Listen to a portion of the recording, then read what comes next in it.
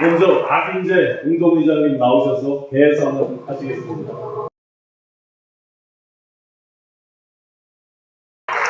박인재입니다. 소중한 분들과 함께한 이 자리에 서게 된 것을 큰 영광으로 생각합니다. 나라 걱정들이 많습니다. 일터에서, 장터에서, 거리에서, 거실에서 나라 걱정하는 한숨이 깊어가고 있습니다.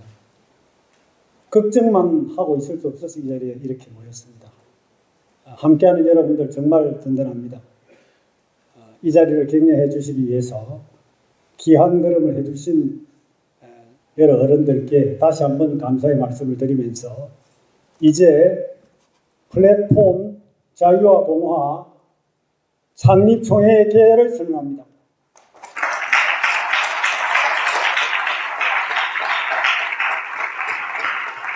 네, 힘찬 대해서는 감사드리고요. 저희가 이렇게 귀한 분들 모시고 장례 정도 나가다 보니까 제 인사도 까먹었습니다. 창립 추진 준비위원장을 맡아서 부족하지만 이렇게 여러분들 모시게 된 신용환입니다. 인사드리겠습니다.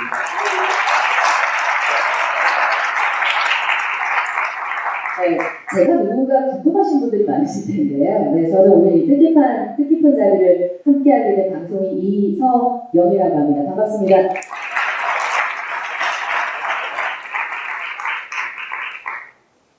네, 다음 순서로는 국민의례가 있겠습니다. 내빈 여러분께서는 자리에서 일어나셔서 단상에 있는 국기를 향해 주시기 바랍니다. 국기에 대한 경례.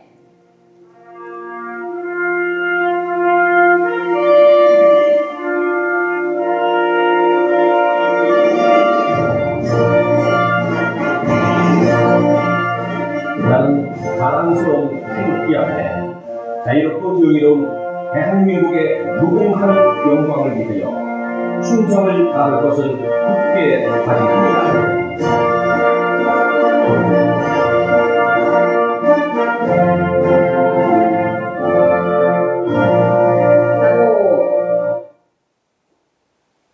네, 다음은 애국가 제창이 있겠습니다. 애국가는 음악에 맞춰서 1절만 부르겠습니다.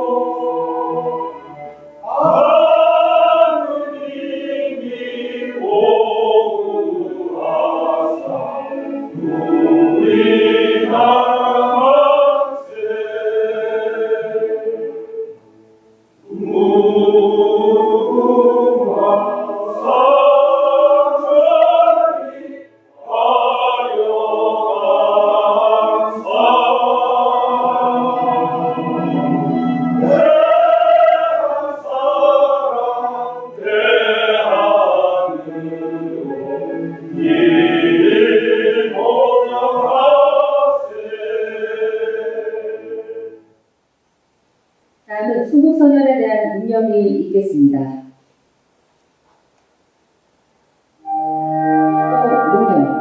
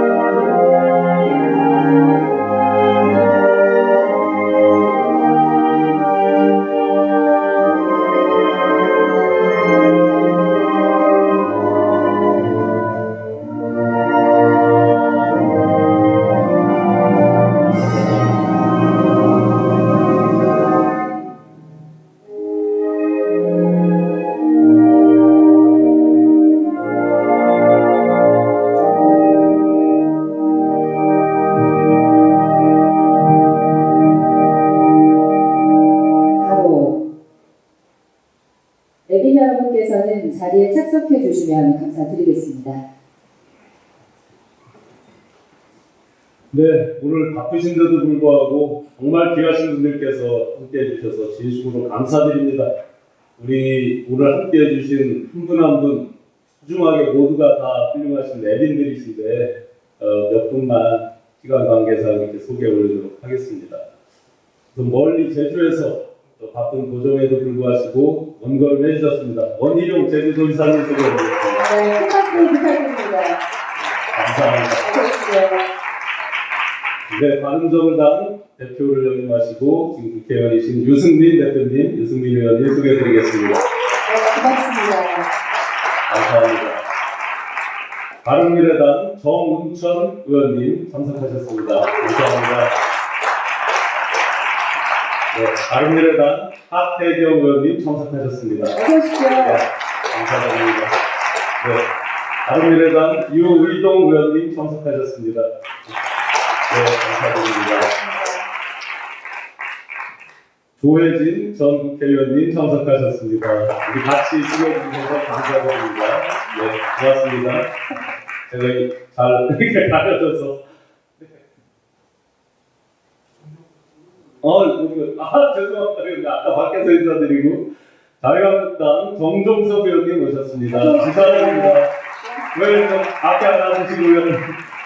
죄송합니다. 네. 또 함께 얼마 전까지 저 비대위원 하셨던 우리 정현호 비대위원 함께 해주셨습니다. 감사합니다.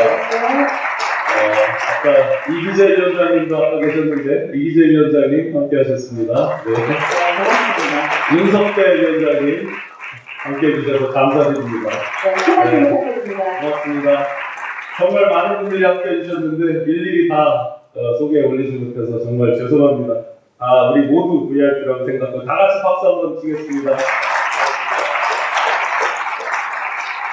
네, 다음은 박형준 공동의장님께서 발기 추진의 경과 보고를 해주시겠습니다. 박형준 공동의장님 자리로 모시겠습니다. 큰 박수 부탁드릴게요.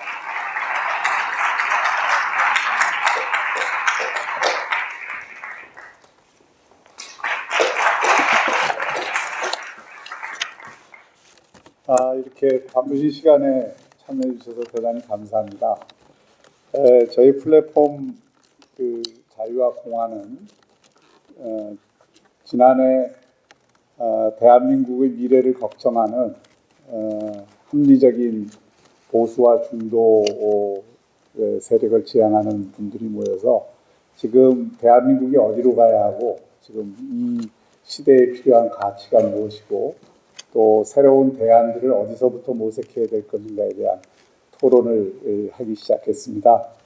그 이후로 매주 한 번씩 조금씩 관심과 뜻을 같이 하는 분들로 확장을 해나가면서 그동안 많은 토론을 했고요. 그 과정에서 지금 여러 갈래로 나라 걱정을 하는 분들을 수평적으로 네트워킹 할 수 있는 그런 장이 필요하다라고 하는 취지에서 이 플랫폼 조직으로 이 자유와 공화라고 하는 모임을 만들기로 이 결의를 하고 여기에 따라서 저희가 오늘 발표를 할 앞으로 대한민국이 추구해야 될 가치에 대한 정립과 그 가치 선언을 준비했고 또 거기에 걸맞는 창립 선언문을 준비하면서 지금 우리나라의 그 미래를 열 수 있는 핵심 과제들에 대해서 토론을 진행해 왔습니다. 오늘 그 일단을 여러분들께 조금 이따 아마 발표를 할 것입니다.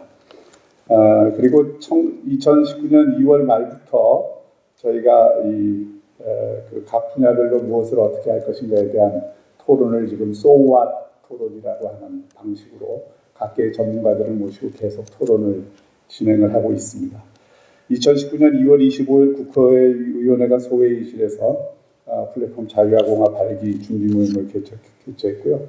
오늘 2019년 4월 1일 창립총회를 통해서 공식 출범을 하고 앞으로 이 플랫폼 자유와 공화는 뜻을 같이 하는 여러분들과 함께 한편으로는 그 다양한 지적인 작업을 통해서 대한민국의 미래를 열 수 있는 대안을 제시하고 그 대안을 중심으로 많은 분들이 함께 실천할 수 있도록 하는 노력을 할 것이고요. 다른 한편으로는 지금 뿔뿔이 흩어져 있는 많은 이 땅의 공통 감각과 상식을 가진 합리적인 세력들을 규합을 해서 앞으로 대한민국의 미래를 열어갈 수 있는 정치적인 주체를 만드는 데에도 일익을 담당하려고 하는 생각을 갖고 있습니다.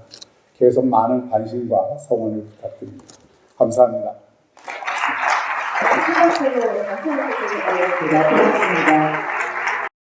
우리 제주도지사이신 원희룡 지사님 축사를 청하겠습니다. 큰 박수로 청하겠습니다. 네, 단상으로 모시겠습니다. 보십시오. 네, 여러분 안녕하세요.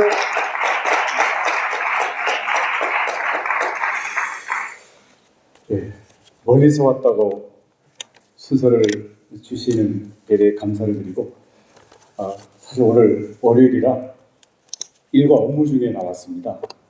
그래서 아마 행사 끝까지 못 보고 먼저 가야 될 수도 있어서 먼저 단상에 올라왔습니다.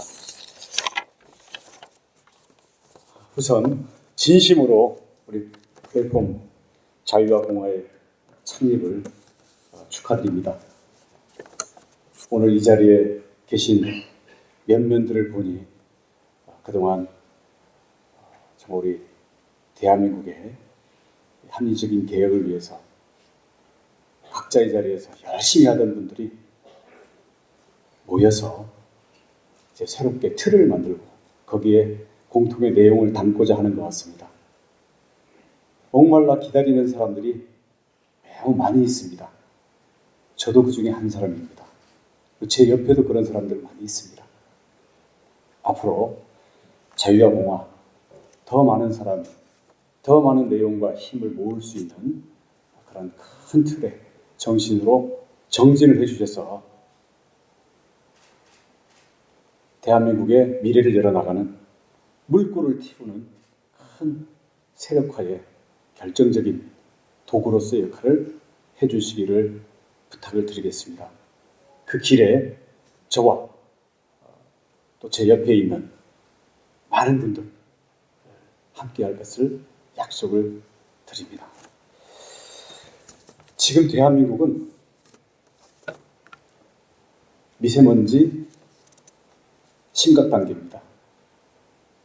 안보, 정치, 경제, 사회, 철학 모두 그렇습니다. 특히 문재인 정부의 나는 선이고 너는 악이다 라는 독선과 비판과 다른 의견들을 억누르고 과거 정권 탓 그리고 남 탓으로 돌리는 그 독주 속에서 대한민국 둘러싼 미세먼지는 해결은커녕 더욱더 뿌얘지고 있습니다. 촛불을 받들겠다고 집권한 정권이지만 그 촛불은 특정 세력의 독점물은 아니었습니다. 어떻게 만든 대한민국인데 공공과 국가의 역할을 제대로 정립하라는 국민의 준엄한 명령이었습니다. 그렇기 때문에 진정으로 국민을 통합하고 기득권을 국민들에게 돌려드리고 대한민국을 새롭게 해야 됨에도 불구하고 그 일을 해내는 능력과 책임감은 빠른 속도로 사라지고 이미 그 자리에 과거에 다른 기득권자가 하던 것을 자신들이 그 자리에 차지하고 들어앉아서 남탓하면서 통제국가, 명령경제, 진리 독점이라는 그동안 인류의 역사를 숱한 독재와 실패로 몰고 갔던 그 망령들을 되살려내고 있다고 보여집니다.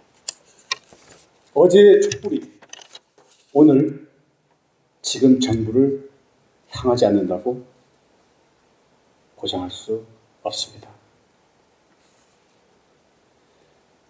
더욱이 열렬 지지층의 장벽에 갇혀서 국정과 국민들의 고통의 문제를 잘 해결해서 득 민심을 할 생각은 이미 포기한 듯 보여져서 걱정입니다. 워낙 여러 가지 선거 전투에 능하고 지난 탄핵과 촛불 전국에서 미처 준비가 안 된 채로 너무나 손쉽게 정권을 획득하다 보니 이제는 반대 세력, 경쟁 세력을 더 파괴하고 더 먹칠하고 국민들을 갈라놓으면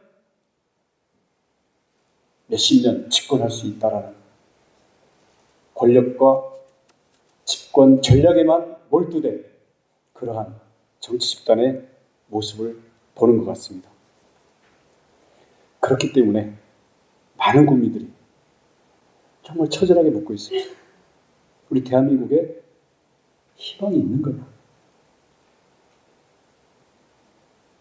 그리고 희망을 대신해서 이해를 봐줄 사람들은 어디에 있는 거냐?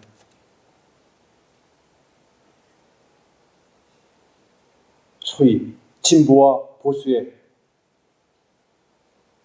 그네뛰기 왔다 갔다 하는 것에 의해 가지고 서로 내로남불 집권하면 똑같이 하면서 정권을 이루면 똑같은 기준을 가지고 서로 공격해대는 이러한 도돌이 표식 한국 정치에 국민들은 절망하고 있습니다. 아까 우리 박인재 선배님께서도 말씀하셨습니다만 정말 나라 걱정하는 사람들 많습니다. 2년 전에 촛불 들고 나갔던 사람들이 나라 걱정을 하고 있습니다. 그래서 이대로는 있을 수 없습니다. 무엇이 올바른 방향인지 대안을 찾고 그것이 과거에 왜 국민들이 지지를 주고 정권을 주었을 때 제대로 못했는지 이런 것을 되짚어보고 새롭게 태어나고 국민들에게 새로운 출발을 함께 기약할 수 있는 그러한 희망을 만들어야 합니다. 사실 저도 거기에 집중하고 싶은데 제주도도 골치 아픈 일이 많습니다. 제2공항, 국제병원, 온갖 것들이 많다 보니까 한편으로는 제주도정에 전념을 하면서도 제주도 혼자가 잘 될 방법은 전혀 없습니다. 대한민국이 잘 돼야 돼요. 더욱이 제주도는 현재의 집권 세력이 텃밭처럼 여기는 이것 때문에 더더욱 정말 눈뜨고 할 말을 제대로 못하는 경우들도 상당히 많습니다. 그래서 이제는 정말 대안을 찾고 국민들의 신뢰를 얻어내고 그 길을 만들기 위해서 과감하게 발을 내디딜 세력들의 규합이 필요하다고 생각합니다. 아이디어의 규합, 인재풀의 규합, 구체적인 실행 노력을 분담할 일꾼들의 규합이 필요합니다. 물론 간판도 필요하겠죠. 세대교체도 필요하겠죠. 많은 우리 국민들의 스피커 역할을 할 수 있는 그러한 언로도 규합을 해나가야 합니다. 사실 지난 2, 3년 정도의 세월 동안 너무 많이 흐트러지고 너무 많이 어지러졌습니다. 이제 하나하나 정비를 해 나가야 한다고 봅니다. 어찌 보면 시간이 너무 없고 또 어찌 보면 이제 시작하면 충분하지는 않지만 아마 가능한 시간이 아닐까 생각합니다. 바로 그런 과정에 플랫폼 자유와 공화의 창립이 그 계기가 되고 그 파도를 불러오는 북소리가 되기를 바랍니다. 요즘은 이미 고인이 되신 박세일 선생님 생각이 종종 납니다.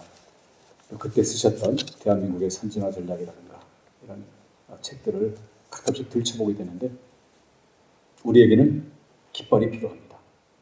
모두의 정신을 흔들어 깨우고 큰 틀에서 결집을 시킬 수 있는 근본 철학과 가치가 필요한데 저는 그 핵심은 아마 자유 그리고 공동체가 아닐까 이렇게 생각을 하고 있습니다.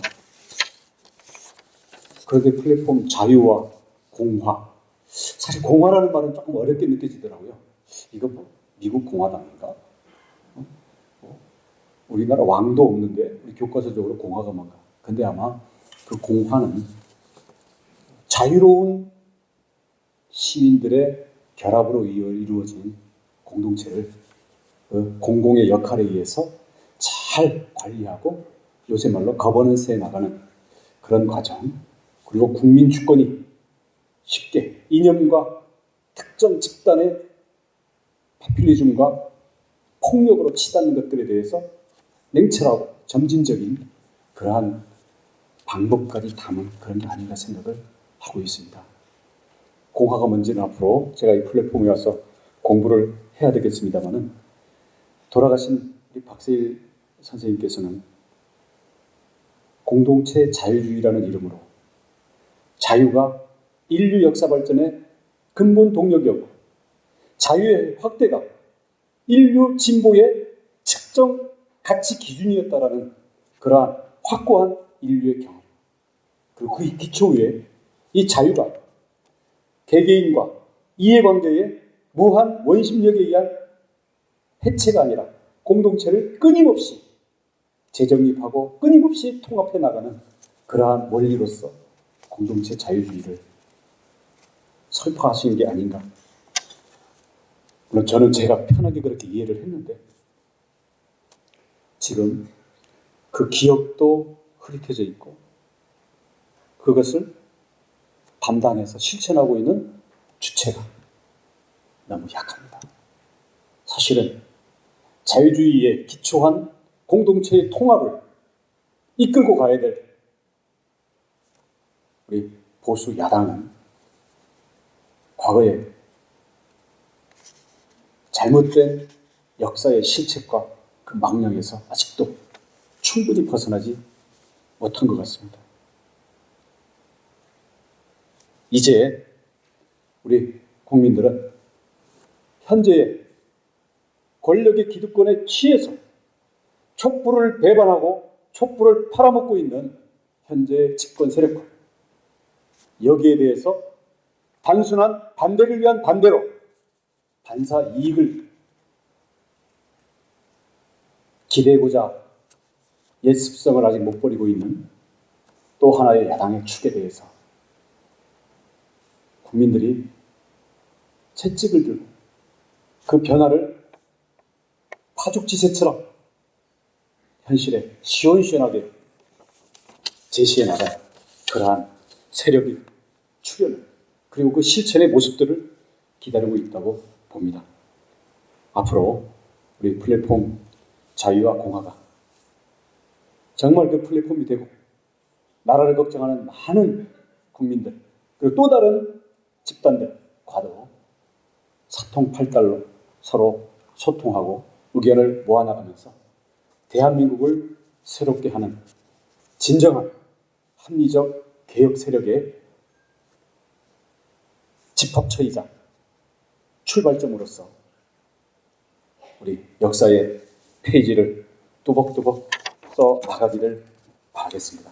저도 진심으로 응원하고 제가 함께 할 수 있는 모든 자원과 저의 앞으로의 노력들을 여러분들과 같은 방향에서 열심히 하겠다는 말씀을 드립니다. 그래서 아직 제가 정식 가입은 못했습니다만 우리 플랫폼 자유와 공화에 대해서 제가 기회되는 대로 참여도 하고 또 많은 분들에게 참여해서 함께 발전시켜 나가도록 저도 응원을 하겠습니다. 이렇게 귀한 자리에 불러주신 거 감사드리고 우리 유승민 대표도 계신데 제주도에서 왔다고 먼저 이렇게 말씀할 기회를 주신 것에 대해서 앞으로 두고두고 잊지 않고 제가 그 보답을 반드시 하겠습니다. 여러분 힘내십시오. 고맙습니다. 네. 국산을 넘어서 피 끓는 발전한 진정을 보여주신 원희정 지사님께 다시 한번 큰 박수 부탁드리겠습니다.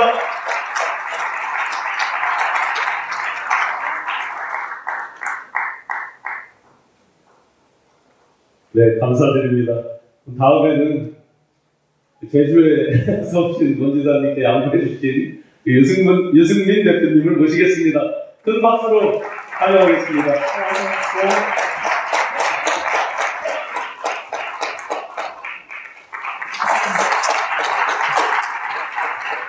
예, 유승민 의원입니다. 여러분 반갑습니다. 오늘 플랫폼 자유와 공화 창립총회를 한다고 들은 게 최근의 일인데 제가 공동의장을 맡으신 우리 세 분 성함을 보고 꼭 보고 싶었습니다. 우리 존경하는 박인재 변호사님, 또 제가 굉장히 오래전부터 정말 많은 배움을 받고 있는 우리 주대한 선배님, 또 우리 박형준 교수님, 전 의원님 세 분이 공동의장을 맡으셔서 이 자유와 공화를 오늘 시작한다고 해서 꼭 와서 축하를 드리고 싶었습니다. 그리고 상임위원장 맡으신 우리 신용환 전 후보님, 또 김대호 상임위원장님 두 분도 정말 늘 왕성하게 활동을 해주시고 계셔서 이 플랫폼이라고 그래야 되나요? 포럼이라고, 이 모임이 앞으로 어떤 중요한 역할을 할지 정말 기대가 큽니다. 자유와 공화라고 이름을 장명을 하셨던데요. 우리 원지사님께서 말씀하신 대로 공화라는 이름을 쓰는 분들을 사실 잘 못 봤습니다. 근데 저는 아주 오래전부터 이 플랫폼이 지향하고 있는 자유주의, 민주주의, 그리고 공화주의, 그 중에서 저는 늘 어뜸이 제일 큰 지붕은 공화라고 생각을 합니다.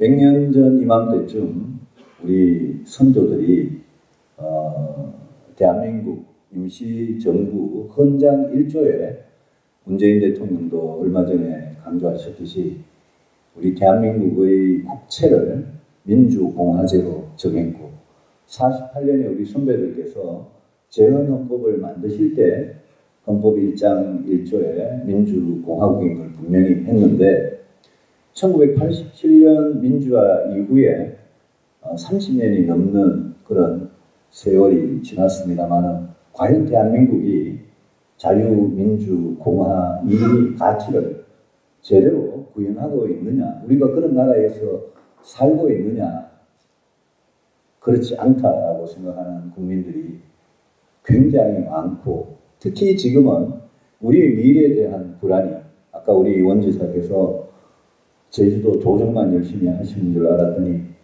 정말 나라 걱정 많이 하시는 거 여러분 느끼셨을 겁니다만, 이 나라의 미래에 대해서 국민들께서 정말 불안하게 생각하고 있는 이때 이런 모임을 발족시켜 주신 모든 분들께, 또 창립 회원들께 감사의 말씀드립니다.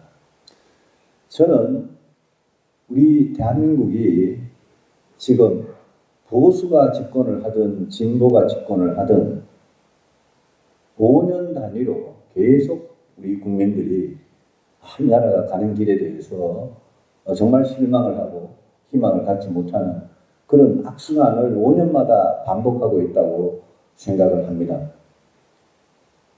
앞으로 이 나라의 경제, 안보, 또 우리 삶의, 우리 국민 개개인의 삶의 질, 거기에 대해서 과연 대한민국이 10년 뒤, 50년 뒤, 100년 뒤에 전 세계가 부러워하는 그런 나라로 가고 있느냐, 거기에 대해서 아무도 해답, 해결 방안을 내놓지 못하는 그런 상태로 그냥 어떻게 보면 질질 끌려가고 있는 그런 형국에 정말 이 나라의 앞날을 걱정하는 그런 분들이 저는 비록 수가 많지 않지만 이 플랫폼에 오셨다고 생각을 합니다.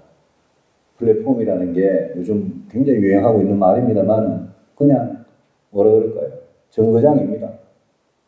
기차역이고 버스 정거장이고 거기에는 많은 사람들이 모이고 각자의 행선지가 있습니다만 오늘 이 플랫폼에는 자유민주공화라는 이 가치를 분명히 하면서 우리 대한민국이 안고 있는 정말 근본적이고 구조적이고 심각한 문제들에 대해서 해결책을 찾아가는 그런 어떤 지혜의 보고가 되어주길 바라고 그걸로 끝나지 말고 행동하는 그런 플랫폼이 되어주길 바랍니다. 저도 깊은 관심을 가지고 지켜보고 저도 아직 회원은 아닙니다만 우리 원희룡 지사님이나 이 자리에 계신 많은 분들과 함께 이런 작은 노력이 정말 큰 성공으로 이어져서 대한민국의 앞날을 밝히는 그런 등불이 되어주시길 바라고 원 지사님 아까 정말 오랜만에 반갑게 오늘 뵙고 제주에서 이렇게 올라와서 감사드리고 아까 말씀하시는 거 보니까 고생 많이 하시는 것 같은데 제주도 지사 일은 물론이고 우리 자유공화 플랫폼이 잘 될 수 있도록 같이 힘을 모아주시기를 바랍니다. 바른미래당 의원님들 와주셔서 감사드립니다. 하태경 최고위원님, 정은천 의원님, 유희동 의원님, 또 자유한국당에서도 우리 정정석 의원님 와주셔서 고맙습니다. 당을 떠나서 보수 진보를 떠나서 보수가 집권할 때, 진보가 집권할 때 얼마나 우리 대통령, 정부 또 우리 국회가 얼마나 그동안 실력이 없었는지, 경쟁력이 없었는지, 우리 대통령, 우리 국회, 우리 기업, 우리가 과연 세계에서 가장 성공적으로 잘하고 있는 나라들에 비해서 우리 정치와 우리 정부와 우리 기업들 정말 저는 반성할 대목이 많다고 생각하고 그 중에 가장 반성해야 될 때가 바로 정치와 정부라고 생각을 합니다. 그런 점에서 다른 많은 그런 이야기들을 하겠습니다만 어떻게 하면 우리 정치가 세계 어느 선진국에 비해서도 더 실력 있고 더 경쟁력 있게 국민들의 문제를 해결해 나가는 그런 정치, 그런 정부가 되느냐를 특별히 우리 자유공화 이 플랫폼에서 앞으로 그 고민을 하셔서 해결책을 내놓으시고 저도 그 과정에 노력에 같이 동참하도록 하겠습니다. 여러분 축하드리고 오늘 이 시작이 정말 뜻깊은 그런 결과로 시간이 걸리더라도 꼭 이어질 수 있도록 진심으로 제 마음을 전합니다. 고맙습니다. 네, 감사드립니다. 해방 가입을 거의 승낙해 주신 것으로 알고 더 큰 박수 부탁드리겠습니다. 네, 시간이 좀 지났지만 많은 의원님들 와 계신데 우리 존경하는 정종석 의원님 모시고 짧게 그 말씀 청하겠습니다. 의원님들 안 하시면서 다른 의원님들께서 기다리시기 때문에 짧게 한 말씀 부탁드리겠습니다.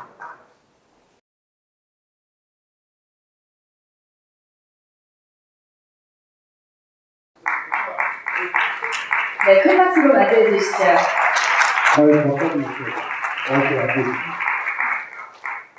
유승민 대표 말씀하셨듯이 사실 이런 얘기가 30년 전에 얘기를 하는 겁니다. 저로서는 30년 지나도 지금 똑같은 얘기를 하고 있다는 것에 대해서 제가 요새 굉장히 혼란을 겪고 있고 그 말은 곧 우리가 역사적으로 가야 될 경로에서 이것이 완전히 일탈되어 있다 하는 것이고 일탈된 이 대한민국을 어떻게 정상적인 궤도로 지금 올려놓을까 그것이 저희들이 가지고 있는 공통적인 그런 고민으로 생각합니다. 그걸 깊이 고민을 해보고 있습니다. 말씀 감사드립니다. 네, 감사드립니다. 시간이 좀 많이 가서 의원님들께 앞에서 그냥 청하도록 하겠습니다. 죄송합니다. 하태경 최고위원님. 예.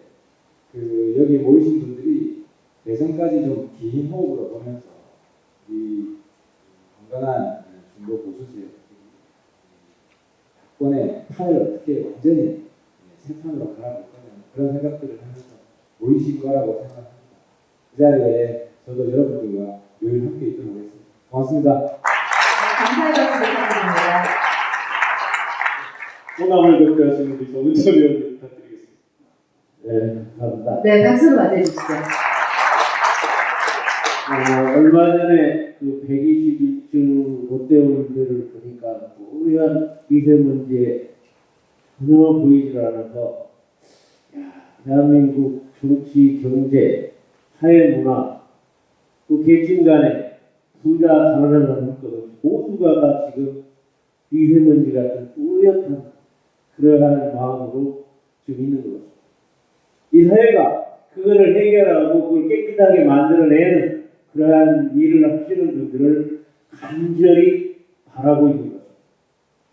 오늘 플랫폼 아마 자유와 공화 아마 그러한 간절한 기다림의 표현으로 행동으로 우리 세분 공동장님이 나타나신 게 아닌가 이렇게 생각하고 사실 이틀 전에 우리 주대한 대표님이 고창에 와서 인천 김성수 선생이 부가 찬수되는 거 이거 막아야 된다 해가지고 거기서 오셨는데 제가 그 인천 선생 태어난 방에서 태어나가지고 어제 어쩔 수 없이 고창에 가서 하다가 오늘 이 날을 알았어요.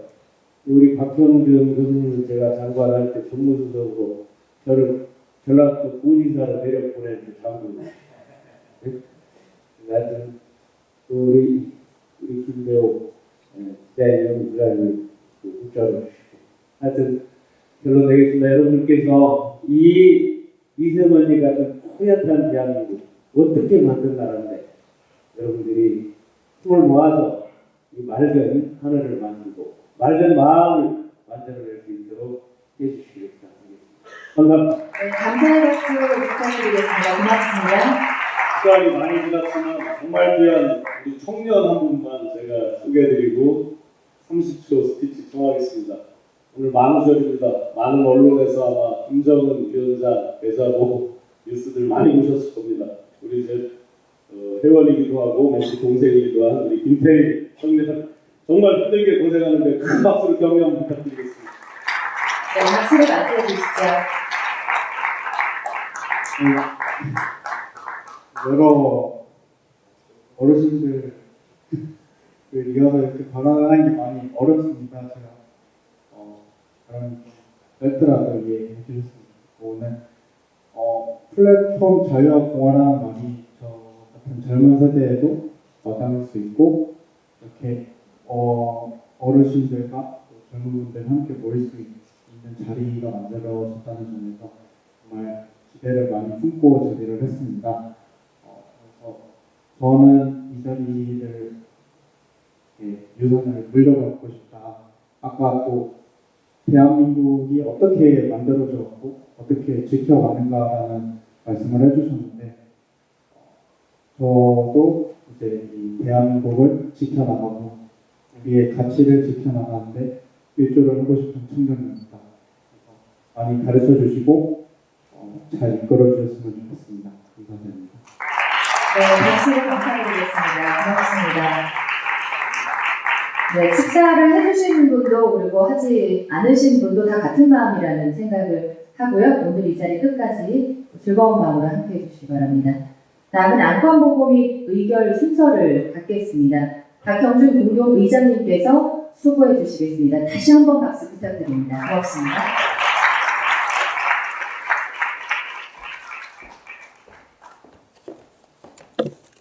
네. 지난번 저희가 그 발기 그 대회를 통해서 임원들 선출은 그 발기 대회를 통해서 가름을 했습니다. 그래서 오늘 그 안건 보고와 의결은 이 정관 조직 운영안 보고와 보고로 이 가름을 하고 주요 운영진은 인사로 대신하겠습니다. 먼저 정관 조직 운영안 보고를 좀 드리겠습니다. 보시다시피 이 조직은 공동의장과 운영위원회 그리고 상임운영위원장과 운영위원, 사무처 이렇게 되어 있고요. 각 분야별 대안들을 마련할 위원회들을 저희가 쭉 두고 있고 또 이 정치개혁과 정치혁신을 위한 위원회를 비롯해서 특별한 실천 사업을 위한 위원회들을 별도로 두고 있습니다. 정관은 책자예요. 예, 정관은 책자에 있기 때문에 지금 시간 관계상 이걸 일일이 읽고 말씀드리지는 않겠고요. 보시고 특별한 이견이 없으시면 이 정관과 조직 운영안 보고를 박수로 의결해 주시면 넘어가도록 하겠습니다. 고맙습니다. 저는 조직과 정관과 조직 운영안을 보고를 드렸고요. 주요 운영진 인사는 지금 세 분의 공동의장을 모시고 있는데 우선 일어나서 한 번씩 인사로 가름을 하도록 하겠습니다. 박인재 의장님 조금 아까 개설을 하셨습니다. 인사를 드리고 그다음에 주대한 의장님 인사드리겠습니다. 네, 저는 박형근입니다. 그리고 상임운영위원장에 두 분이 고생을 하시겠는데 김대호 소장님 그리고 신용환 위원장님 그리고 사무총장에는 박경은 총장이시고 그리고 대변인의 황유정 청와대 여성부대라 이상 선언문은 제가 채택 되죠? 자, 이상으로 보고 드리겠습니다. 네.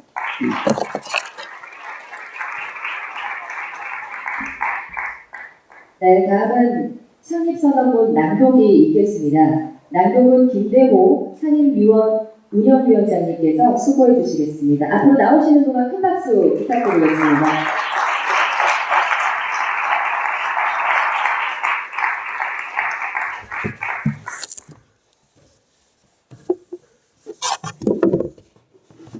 플랫폼 자유와 보호와 통일 선언문 낭독이 있겠습니다.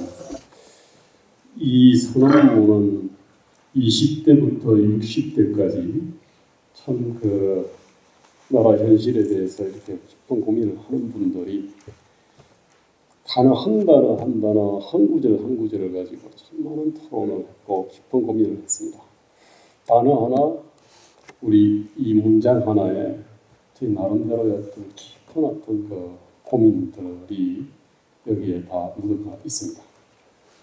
그렇게 해서 만들어진 그 선언문을 제가 낭독을 하게 돼서 영광으로 생각을 합니다. 선언문 낭독이 있겠습니다. 플랫폼 자유와 공화 창립선언문. 대한민국은 하나의 기적이었다. 지난 70년 동안 대한민국이 써온 역사는 실로 거듭졌다. 온갖 고난과 장애를 뚫고 우리는 문명과 자유와 번영의 길을 헤쳐왔다. 조상들이 기꺼이 했던 가난과 굴욕을 되풀이하지 않고자 우리 어머니, 아버지는 땀과 눈물을 흘렸고 또 거기에 우리들 모두의 노력이 더해졌다. 그 결과 지금 대한민국은 인구 5천만이 넘는 나라 중 국민소득 3만 달러 이상인 6번째 나라가 되었고 역동적인 민주주의를 누리고 있다. 그러나 역사는 성과에 놓치할 시간을 주지 않는다. 역사의 고민은 늘 위기로 비출된다. 오늘 우리는 이를 목도하고 있다. 경제 곳곳에 비명소리가 들리고 자유의 보루인 법치는 흔들리고 있다. 젊은이들의 꿈과 도전 정신은 큰 벽에 부닥치고 있다. 동맹의 기초에 자강을 이루었던 안보의 구조도 위협받고 있다. 세계는 가장 멋진 성공 신화를 썼던 나라가 그 신화를 스스로 지우는 진기한 광경을 보게 될지도 모른다. 정치도 리더십도 위기다. 희망의 빛을 비추고 신바람을 불러일으키고 문제를 해결해야 할 정치와 리더십은 실종되었다. 분열을 부추기고 통합을 지향하는 날선 권력의 정치만이 흥행한다. 새 정권의 오만과 무능이 드러나는데도 그리 오래 시간이 걸리지 않았다. 우리는 역사의 고비에서 전환기의 위기를 겪고 있는 대한민국을 다시 반석 위에 올려놓아야 한다. 대한민국은 시대가 제시하는 보편적 문명의 길을 걸어왔다. 그것은 자유와 시장경제, 공화와 민주주의를 나침반으로 삼는 길이었다. 그 길에 온갖 웅덩이와 덤불이 있었지만 오직 진실을 향한 열망, 불의에 맞서는 용기, 가식을 꿰뚫는 통찰, 공동체에 대한 사랑의 바탕을 둔 불교의 노력과 안신이 우리를 흔들림 없이 나가게 만들었다. 이 미덕을 다시 살려야 한다. 우리는 반자유와 반지성, 반문명의 위협을 물리치고 대한민국을 자유, 민주, 공화의 기치로 더 올곧게 더 굳건하게 만들 책임을 통감한다. 우리들, 이 땅의 주권자들은 자유, 민주, 공화의 질서를 회복하고 번영의 미래를 후손에게 물려주기 위해 힘과 지혜를 모아 다시 역사의 숙제를 풀어야 한다. 이를 위해 우리는 오늘 새로운 생각과 행동의 플랫폼을 제안한다. 반복되는 무능과 분열의 정치를 넘어 대한민국을 이끌 가치를 정립하고 미래를 위한 대안을 제시하여 통합의 정치를 지향하는 이들이 함께 머리를 맞대고 행동할 장을 마련하고자 한다. 작은 차이를 넘어 창조적 협력의 고리로서 이 시대에 필요한 정치적 통합의 창구로서 지혜를 모으는 공감의 네트워크로서 이 플랫폼은 기능할 것이다. 120년 전 종로에서 열렸던 만민공동회의 이상처럼 자유와 공화를 추구하는 모든 개인과 단체의 식견과 비전이 이 플랫폼으로 연결되기를 바란다. 특히 우리는 대한민국의 운명을 좌우할 다음의 과제들을 중심으로 연대하고 분투할 것이다. 우리는 북핵의 완전한 폐기와 한반도의 항구적 평화와 공영을 위해 분투할 것이다. 북핵의 완전한 폐기를 전제로 한 남북경제협력과 북한의 정상국가만이 평화와 통일의 조건임을 우리는 다시 확인한다. 우리는 경제와 노동의 개혁을 위해 분투할 것이다. 재산권과 노동권, 공급자와 소비자, 공공과 민간, 기존 취업자와 미래 취업자 간 권리의 균형을 회복하고 기업과 시장을 부적절하게 옥죄는 규제를 혁파하고 기업권 노동조합의 저항을 넘어서 노동시장의 이중구조를 혁파하는 것이 한국 경제의 제도약을 위한 필수 조건이라 우리는 믿는다. 우리는 정부와 공공부문의 개혁을 위해 분투할 것이다. 정부와 공공부문의 특권화, 관의 상전화를 되돌리기 위해 투명성, 가능성, 효율성을 획기적으로 높이는 공공개혁을 수행해야 한다. 특히 우리는 공적연금의 개혁을 당면과제로 삼을 것이다.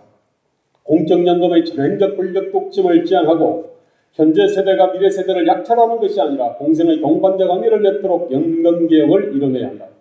우리는 교육개혁을 위해 분투할 것이다. 교육은 대한민국 국민을 행복하게 살도록 하는 가장 중요한 수단이다. 산업화 시대의 낡은 패러다임으로 인공지능 시대를 대비할 수는 없다.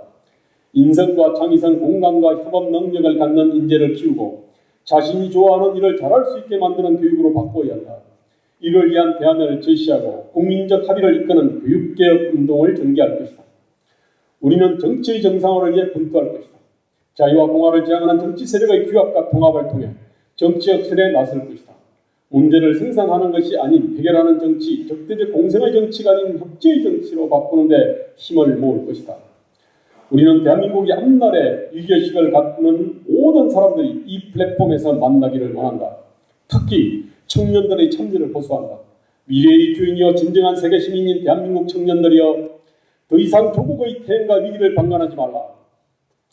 아직 기적은 끝나지 않았다. 여러분의 얘기는 이제 시작이다. 2019년 4월 1일 플랫폼 자유와 공화 회원 일동. 큰 박수 부탁드립니다. 네, 고맙습니다. 참 평소 말씀을 조용히 하시는데 창립선언문 하실 때는 힘차시죠? 예, 시작이 힘찬 출발이 될 거란 예감이 듭니다. 자, 다음은 가치선언 낭독이 있겠습니다. 낭독은 정보미 문화촌 대표와 김문 청년사업가 두 청년이 수고해 주시겠습니다. 자, 힘찬 박수로 맞이해 주시기 바랍니다.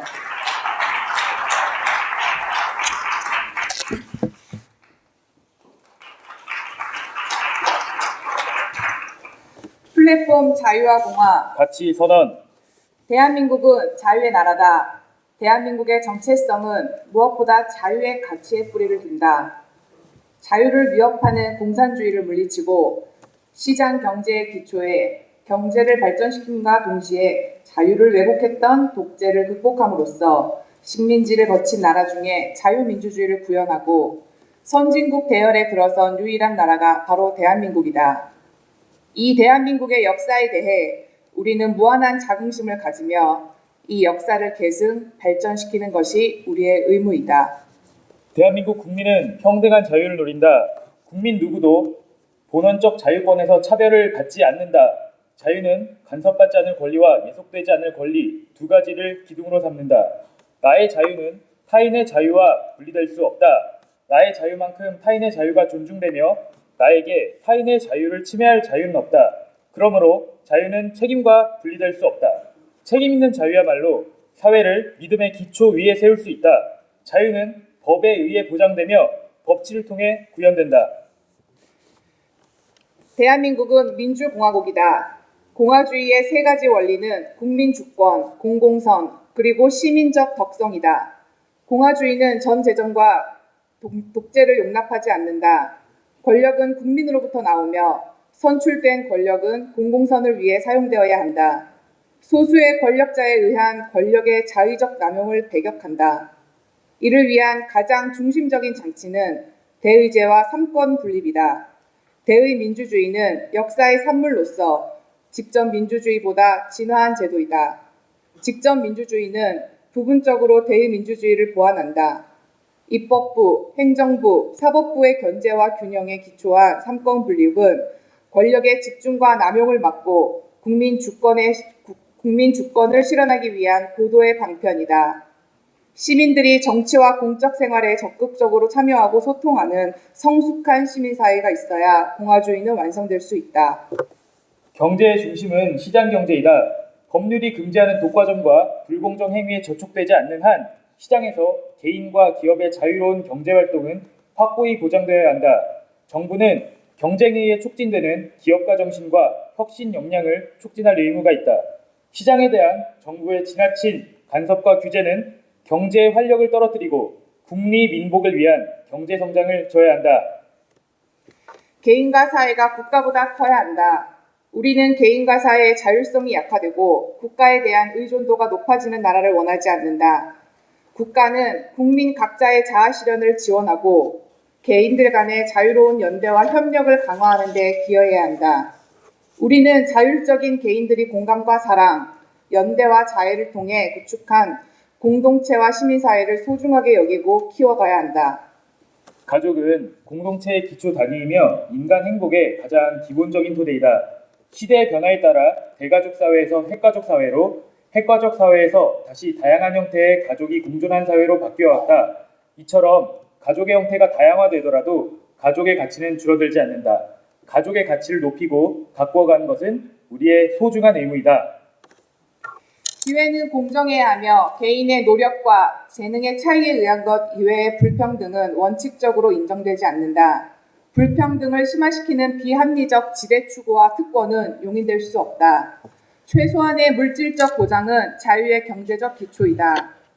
국가는 어떤 국민도 절대 빈곤에 빠지지 않도록 사회적 안전망을 제공해야 하며 공정하고 형평성 있는 국민 계세주의를 통해 재정을 마련하고 삶의 안전방으로서의 복지를 확충하는 데 노력해야 한다. 현 세대는 미래 세대에 대한 책임을 방기하지 않으며 미래 세대를 희생해서 현 세대를 부양하는 우를 범하지 않는다. 모든 국민은 행복을 추구할 권리를 갖는다. 국민 각자가 삶에 대한 자기 책임의 원칙 아래 자아실현과 행복한 삶을 지향할 수 있어야 한다. 국가는 개인의 행복한 삶을 지원할 의무를 지닌다. 그리고 대한민국은 행복국가를 지향한다. 교육, 복지, 문화, 체육 등은 행복한 삶을 지원하는 핵심 기제이다. 여성이 아무런 차별과 장벽 없이 행복을 추구할 수 있도록 하는 것이 자유, 공화, 민주의 가치를 실현하는 중요한 관건이다. 여성은 삶의 모든 국면에서 양성평등의 원칙 아래 남성과 동등한 선택과 참여의 기회를 누리고 자신의 재능과 잠재력을 자유롭게 개발하고 발휘할 수 있어야 한다. 대한민국의 정치, 경제, 문화가 새롭게 도약하려면 여성의 역할 증대와 기여가 필수적이다. 성숙한 대한민국은 양성평등과 여성의 역량 강화를 필수적 조건으로 한다. 통일은 자유민주주의의 가치를 지킨다는 원칙 아래 추진해야 한다. 진정한 통일은 체제의 통합을 의미한다. 체제의 통합 없는 섣부른 연방제 통일을 경계한다. 통일에 앞서는 것이 진정한 평화이고 진정한 평화는 북한의 비핵화를 전제로 한다.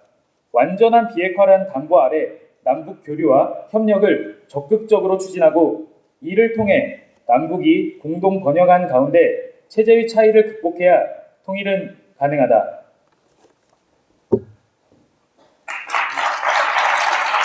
네, 공청회 가치 선언을 선언해 주신 두 청년에게 다시 한번 큰 박수 부탁드리겠습니다. 이미 말씀 주셨지만 저희가 창립 선언문과 가치 선언에 대해서는 약 만 4개월 이상을 수많은 분들이 경로를 벌이고 윤문 과정들을 거치면서 마지막까지 정말 저희 인쇄 들어가기 직전까지 많은 논의를 했습니다. 앞으로 저 SNS, 단톡방, 저희 밴드, 각종 SNS에 다 정보를 올려드리고 저희의 가치를 실현해 나가도록 하겠습니다.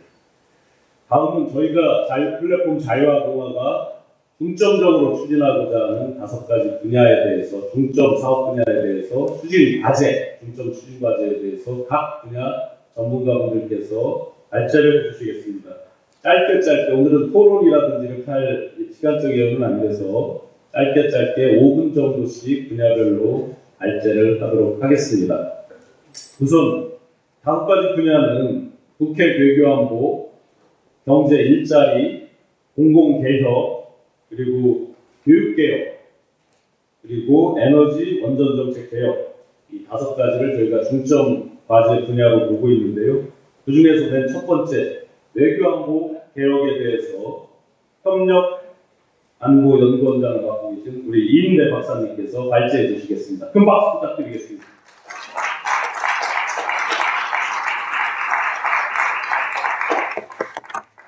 네, 플랫폼 자유화 공화 창립을 진심으로 축하드립니다. 저희 플랫폼 자유화 공화가 추구하는 외교안보 정책에 대해서 말씀드리고자 합니다. 먼저 현 정부의 외교안보 정책을 진단을 먼저 해드리겠습니다. 한마디로 말씀드리면 이 정글과 같은 국제사회에서 국가의 안위를 지켜내고 국가 이익을 확보하고 국가의 위상을 높이는 외교안보 정책이 아니라 NK 퍼스트, 그야말로 북한을 우선하는 외교 정책이었다고 한마디로 규정할 수 있겠습니다. 조선반도 비핵화라는 미명하에서 움직여서 그것이 탄로난 미국 정상회담으로 협상조차도 이제는 동결 상태에 있는, 더 이상 움직이지 않는 그런 상황에 처해 있습니다. 뿐만 아니라 앞서 말씀드렸지만 3만 불, 5천만 명의 이 인구가 3만 불의 개인 소득을 가진 이 경제 대국이 외교 분야에서 너무나 쪼그라들어서 북한 구명 운동만 하고 있는 외교에 있다라고 저희들은 판단을 하고 있습니다. 뿐만 아니라 국가안보 정책 또한 북한의 심기를 경호하는 국방이었다, 그렇게 볼 수밖에 없는 상황입니다. 그야말로 최악의 경우를 상정한 안보 정책이 아니라 북한의 호위만을 기대하는 안보 정책이었다라고 저희들은 이 현 정부의 외교안보 정책을 진단하였습니다. 이런 상황 속에서 앞으로 이 플랫폼 자유화 공화가 제안하는 외교안보 정책을 말씀드리고자 합니다. 첫 번째는 진정한 평화를 위한 북핵 해결을 이루어낸다라는 것입니다.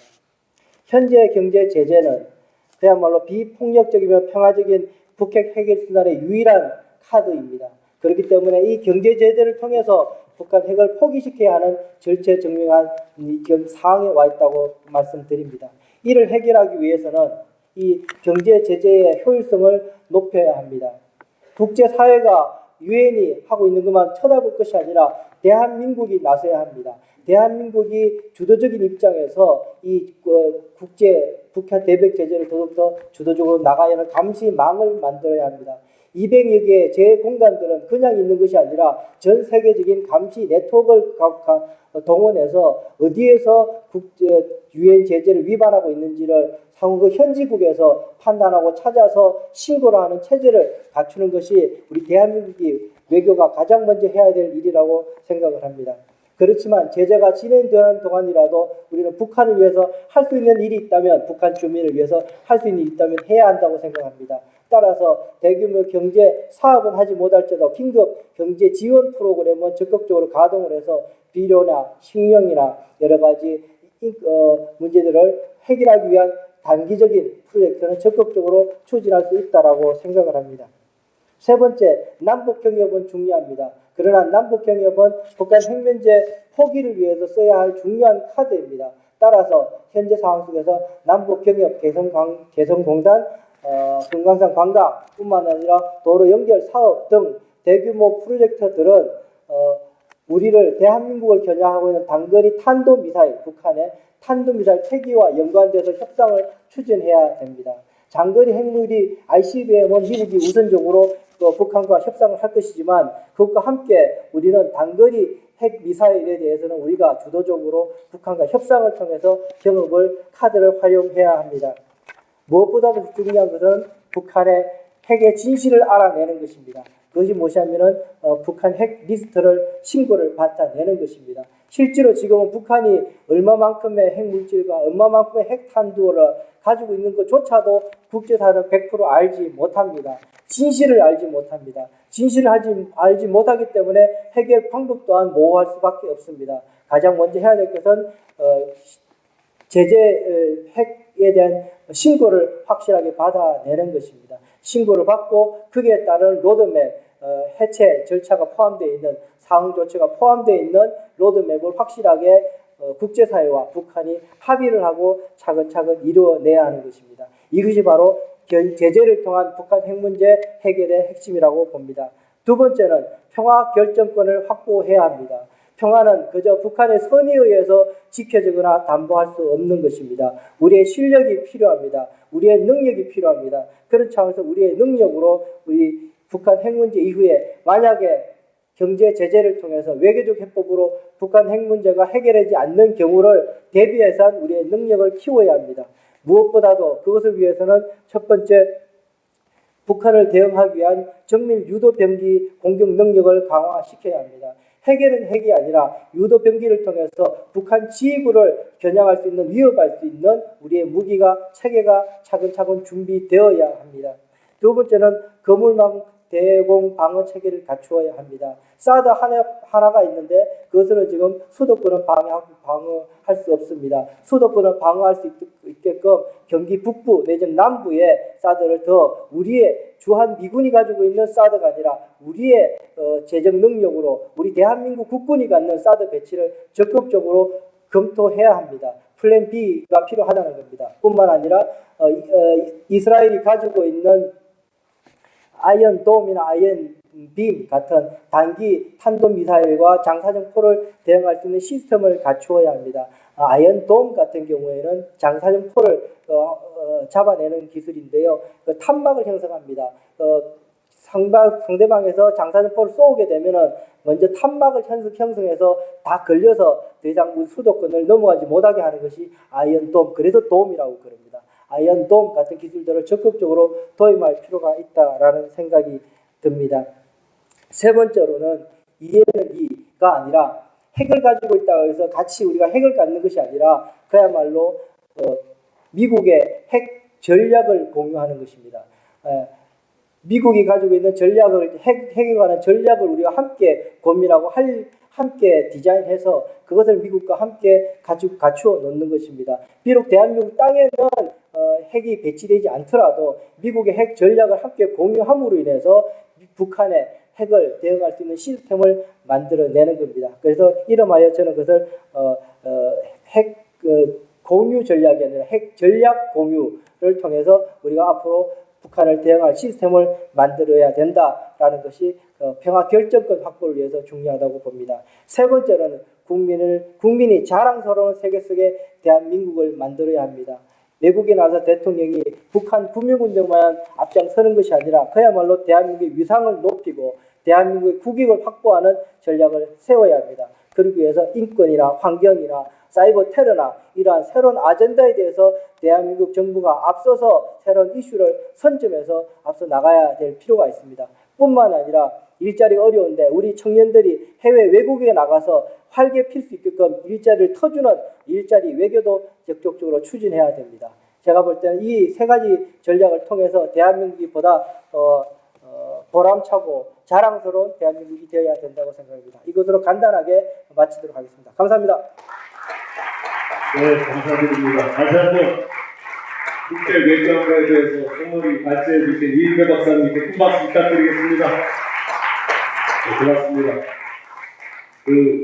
창원에서 열심히 지금 선거 유세 지원 유세중이시라서 오늘 함께 못하신다고 황교안 자유한국당 대표님께서 화환을 보내주셨습니다. 진심으로 감사드리고 오늘 이 자리를 개관해 주시고 함께 주관해 주신 주호영 의원님께서도 급하게 또 행사 가시느라고 축하 축전만 보내주셔서 감사드립니다. 정병국 의원님께서 축전을 보내주셨는데 아주 눈에 띄는 한 구절이 있습니다. 플랫폼 자유와 공화를 기대하는 사람과 두려워하는 사람을 기억해 주십시오. 라는 문구로 축전을 주셨습니다. 감사드립니다. 네, 이어지는 순서 안내해드리겠습니다. 두 번째 순서로 문재인 정부 청년 일자리 정책의 문제점과 대안에 대해 전 대통령 직속 청년위원장으로 청년정책 전문가이신 신용한 서원대학교 교수가 발제해 주시겠습니다. 박수로 맞이해 주시기 바랍니다.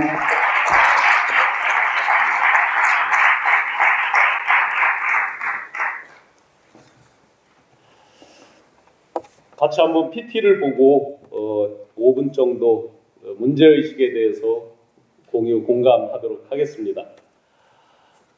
청년 일자리 문제 다 아시다시피 청년만의 문제 아닙니다. 나 자신과 직결되고 왜냐하면 그들이 일자리를 잘 가지고 잘 성장해야 나중에 부양, 국민연금, 건강보험 해당되죠. 지금 인구가 줄어서 당장 내년부터 이제 절대인구까지 감소하는데 그래서 내 일이자 내 자녀의 일이자 내 손자의 일로 직결되는 일들입니다. 그런데 지금 이 현 정부에서 청년 일자리 역시나 소득주 성장 그런 큰 정책 기조와도 맞물려져 있고 한데 제가 보기에 전혀 방향성을 잡지 못하고 있습니다.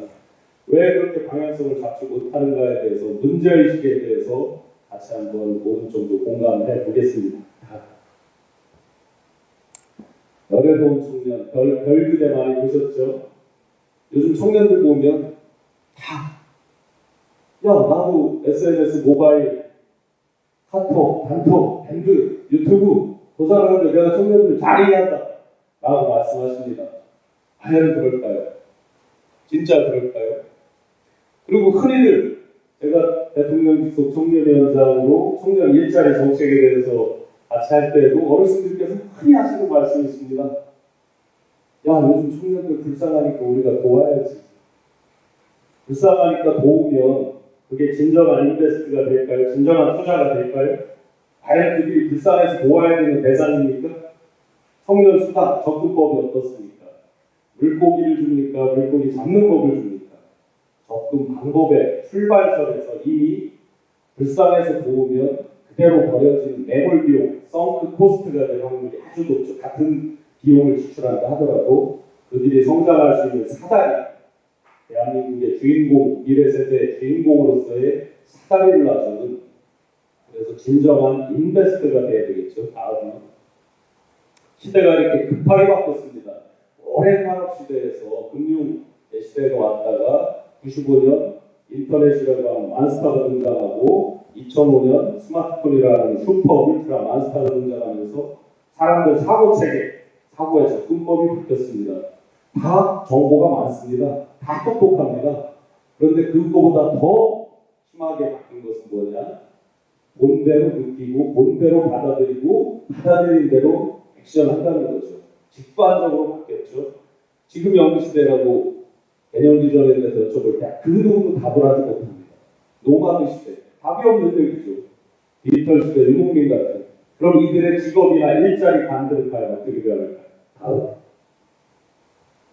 호모 사피엔스의 시대입니다. 지금 조명이 흐려서 그런데 저 맨 앞에 뭐 보고 있으면 인류 발전 단계가 완전히 바뀌었죠. 어르신들이 말씀하십니다. 하루 종일 게임하고 두드락거리고 있으면 야 임마 그거 한다고 밥이 나오냐 떡이 나오냐. 그런데 여러분들 잘 보세요. 밥이 나오고 떡이 나오는 정도입니까? 온 인류의 역사를 바꿔낼 정도의 큰 기업들은 다 어디에 있습니까? 1위부터 10위까지가 다 어디에 있어요? 저 호모 사피엔스 기업들의 답이 있습니다. 다음. 그래서 요즘 한국직업능력개발원에서 주기적으로 선호하는 직업을 발표합니다. 1등 교사, 2등 공무원, 3등 경찰, 다 공무원과 관련 있는 직업들입니다. 그러다가 6등쯤에 놀랍게도 셰프가 등장하고 9등의 걸그룹, 10등의 아이돌이 등장을 합니다. 다 이렇게 안정적인 직업 일자리들이 앞단을 차지한 시대가 꽤 지금 2004년 이후로 지속되고 있는데요. 그 전까지 대한민국은 그렇지 않았습니다. 뒤집어 보면 대한민국의 다이내믹스, 역동성이 많이 떨어지고 있죠. 근데 5등, 6등의 셰프가 올라오니까 어르신들이 나라꼴이 어떻게 되려고요? 제가 심플하게 대답합니다. 어떻게 되리요? 그들 시대는 그들에 맞는 논리와 현실이 있는 것처럼 한번 생각해 보세요. 금요일 오후쯤부터 모바일에 온통 맛집, 멋집, 좋은 여행지 수도 없이 올라옵니다. 뭡니까? 어려서부터 좋은 거 보고 컸죠. 좋은 거 보고 늘 좋은 것만 따라서 하고 싶죠. 그런데 험하고 어렵고 이런 거 잘 되겠습니까? 흔히들 저한테 또 얘기하십니다. 야, 임마 일자리가 없는 게 아니오. 이 눈높이만 낮추면 일자리가 많어. 과연 그럴까요? 제가 버거킹, 맥도날드 알바하는 청년들한테 곧잘 묻습니다. 왜 너는 8,350원짜리 알바는 하고 더 많이 줄 수 있는 시화공단 이런 데 훨씬 좋은 거 많은데? 택도 없는 얘기죠. 심플하게 바뀌었습니다. 일자리에 대한 판단 접근법이 내가 좋아야지 움직이죠. 자기가 좋게 받아들여져야 그 다음에 액션이 일어나죠. 이런 부분을 간과를 하고 전체적인 일자리 틀을 바꾸지 않는데 과연 미래 청년들 일자리가 생기며 또 그들이 과연 선택을 할까? 근본적으로 우리 사회가 또 정책을 만드는 정책을 한 발짝 한 발짝 앞에서 이끌어주는 기성세대 또는 공무원 많은 분들이 다시 한번 생각을 할 겁니다. 다음에 직관이죠. 기승전 뭐 없습니다. 한 방에 좋아야 들어옵니다. 논리적으로 어르신들 설명하죠. 서론별로 결론을 장황하게 설명하죠. 노답입니다. 그들은 뭡니까? 단 한 단어로 끝납니다. 양. 너 이거 왜 좋으니? 형. 이거 왜 싫으니? 형. 양을 뒤집을 수 있는 건 뭐예요? 양밖에 없죠. 더 좋은 걸 갖다 들이댈 때 바뀔 수 있지. 양은 그 어떤 논리로도 잘 안 됩니다. 그들이 논리가 없어서 그런 건 아닙니다. 그렇게 자라왔고 또 모바일 개인 미디어가 심화되면서 자기 결정력이 엄청 강해졌습니다. 다 듣는 척합니다. 그러다가 결론은 내 마음대로 됩니다. 다음에 직업 가치관 변화하는 거 잘 보세요. 성취감 이런 거 벌써 옛 노래가 됐습니다. 그저 안정성입니다. 여러분들께서 여러분들 자녀들에게 원하는 직업을 보시면 딱 답이 나옵니다. 공무원들의 옆집 누구는 공공기관에 취직했다더라, 누구는 대기업에 취직했다더라. 굉장히 대한민국의 역동성이 떨어져 있죠. 성취감이라는 게 저 밑으로 떨어지죠. 다음에 이렇게 바뀌어져 있는데 훅 하고 4차 산업혁명 시대가 도래했다고 합니다. 그런데 과연 대한민국이 4차 산업혁명이 왔을 때 최강국이 될 거다 했는데 과연 그랬을까? 중국에 가면 그지도 알리페이 쓴다라고 하죠. 우리나라 지금도 여쭤봐도 카카오페이, 삼성페이 쓰시는 분이 아직도 많지 않아요. 200만 명밖에 되지 않아요. 영동에는 중국인들이 다 뭘로 결제를 한 거예요?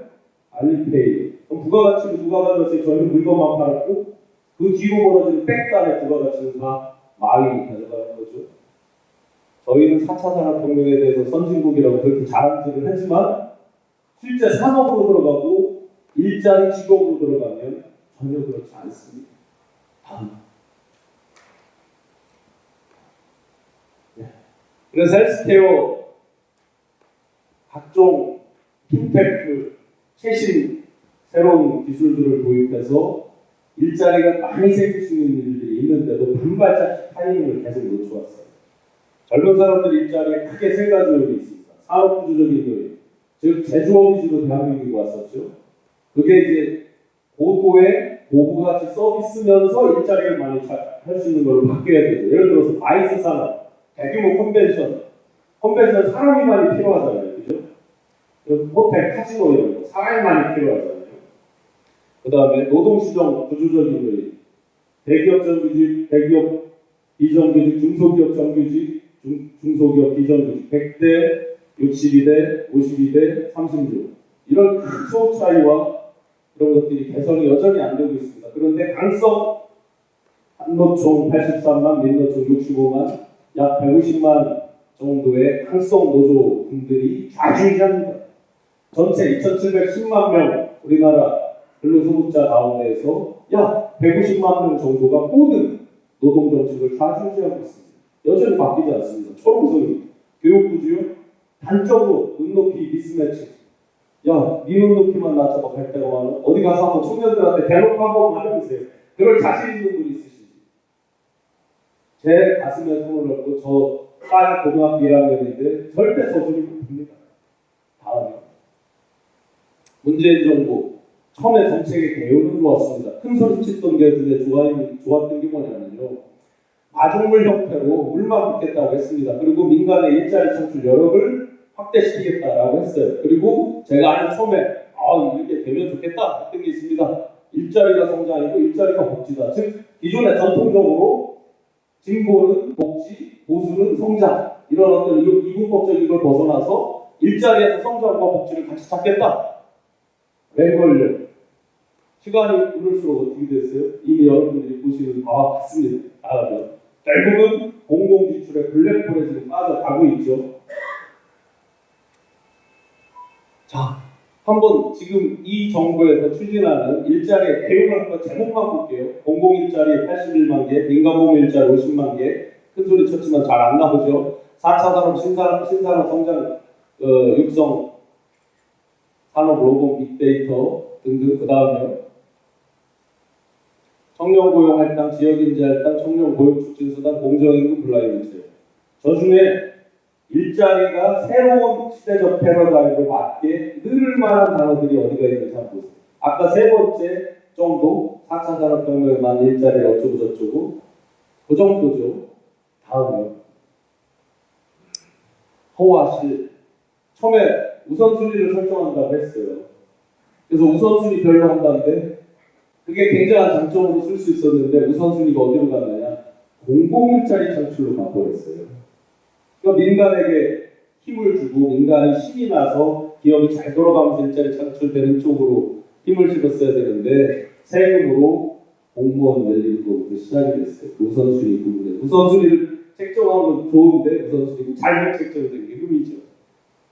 그 다음에 나머지들은 뭐 이미 다 보시고 있는 바와 같습니다. 그 다음 결론적으로요.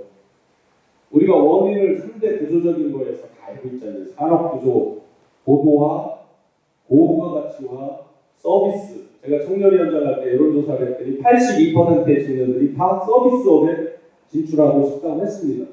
놀랍게도 제조 강국이라고 하는 독일도 78%가 서비스업에 종사하고 있습니다. 미국은 82%나 서비스업에 종사하고 있습니다.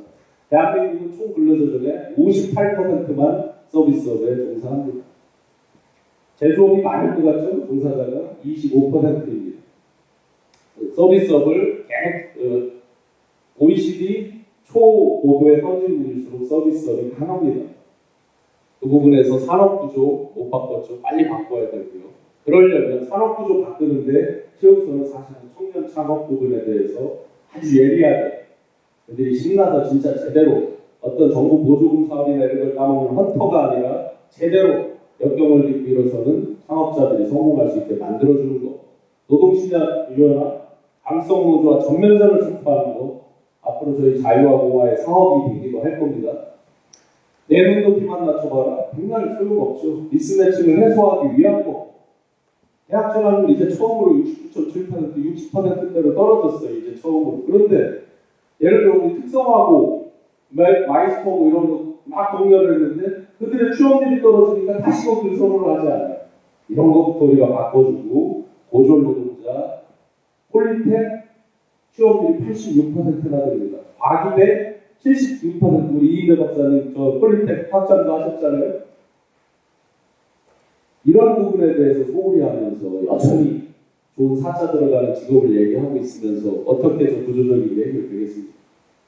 세금으로 공무원 늘리는 거 이 정부에서 열심히 했는데 아시다시피 97조씩 공무원연금, 군인연금, 손실 오전분으로 매년 세분에서 들어가고 있어요. 어떻게 하려고? 더 늘어나죠. 디테일이 없고 현장에 오고 맨날 소통이 부족하다 불만이 나고. 그래서 제가 이제 한 일은 소화 토론을 통해서 계속해서 무엇을 할 것인가를 저희가 논하고 있는데, 저희 자유화공화 산하의 청년 일자리 위원회를 구성하고 취업 청년 창업 포럼을 만들고 등등을 하면서 새로운 대안들을 꾸준히 한번 제시해 나가 보겠습니다. 감사합니다. 네, 첫 번째로 감사하게 수고해 주시기 바랍니다. 청년을 이해하는 직관이 참 뛰어나신 것 같다는 생각을 했는데요. 발제도 하셔야 되고 진행도 하셔야 되고 오늘 바쁩니다. 다시 한번 큰 박수 부탁드릴게요. 고맙습니다. 네, 이어지는 세 번째 순서로는 경제공공개혁의 방향에 대해서 김대호 사회비전연구소 소장님께서 발제해 주시겠습니다. 다시 한번 박수 모실게요. 어서 오십시오. 네.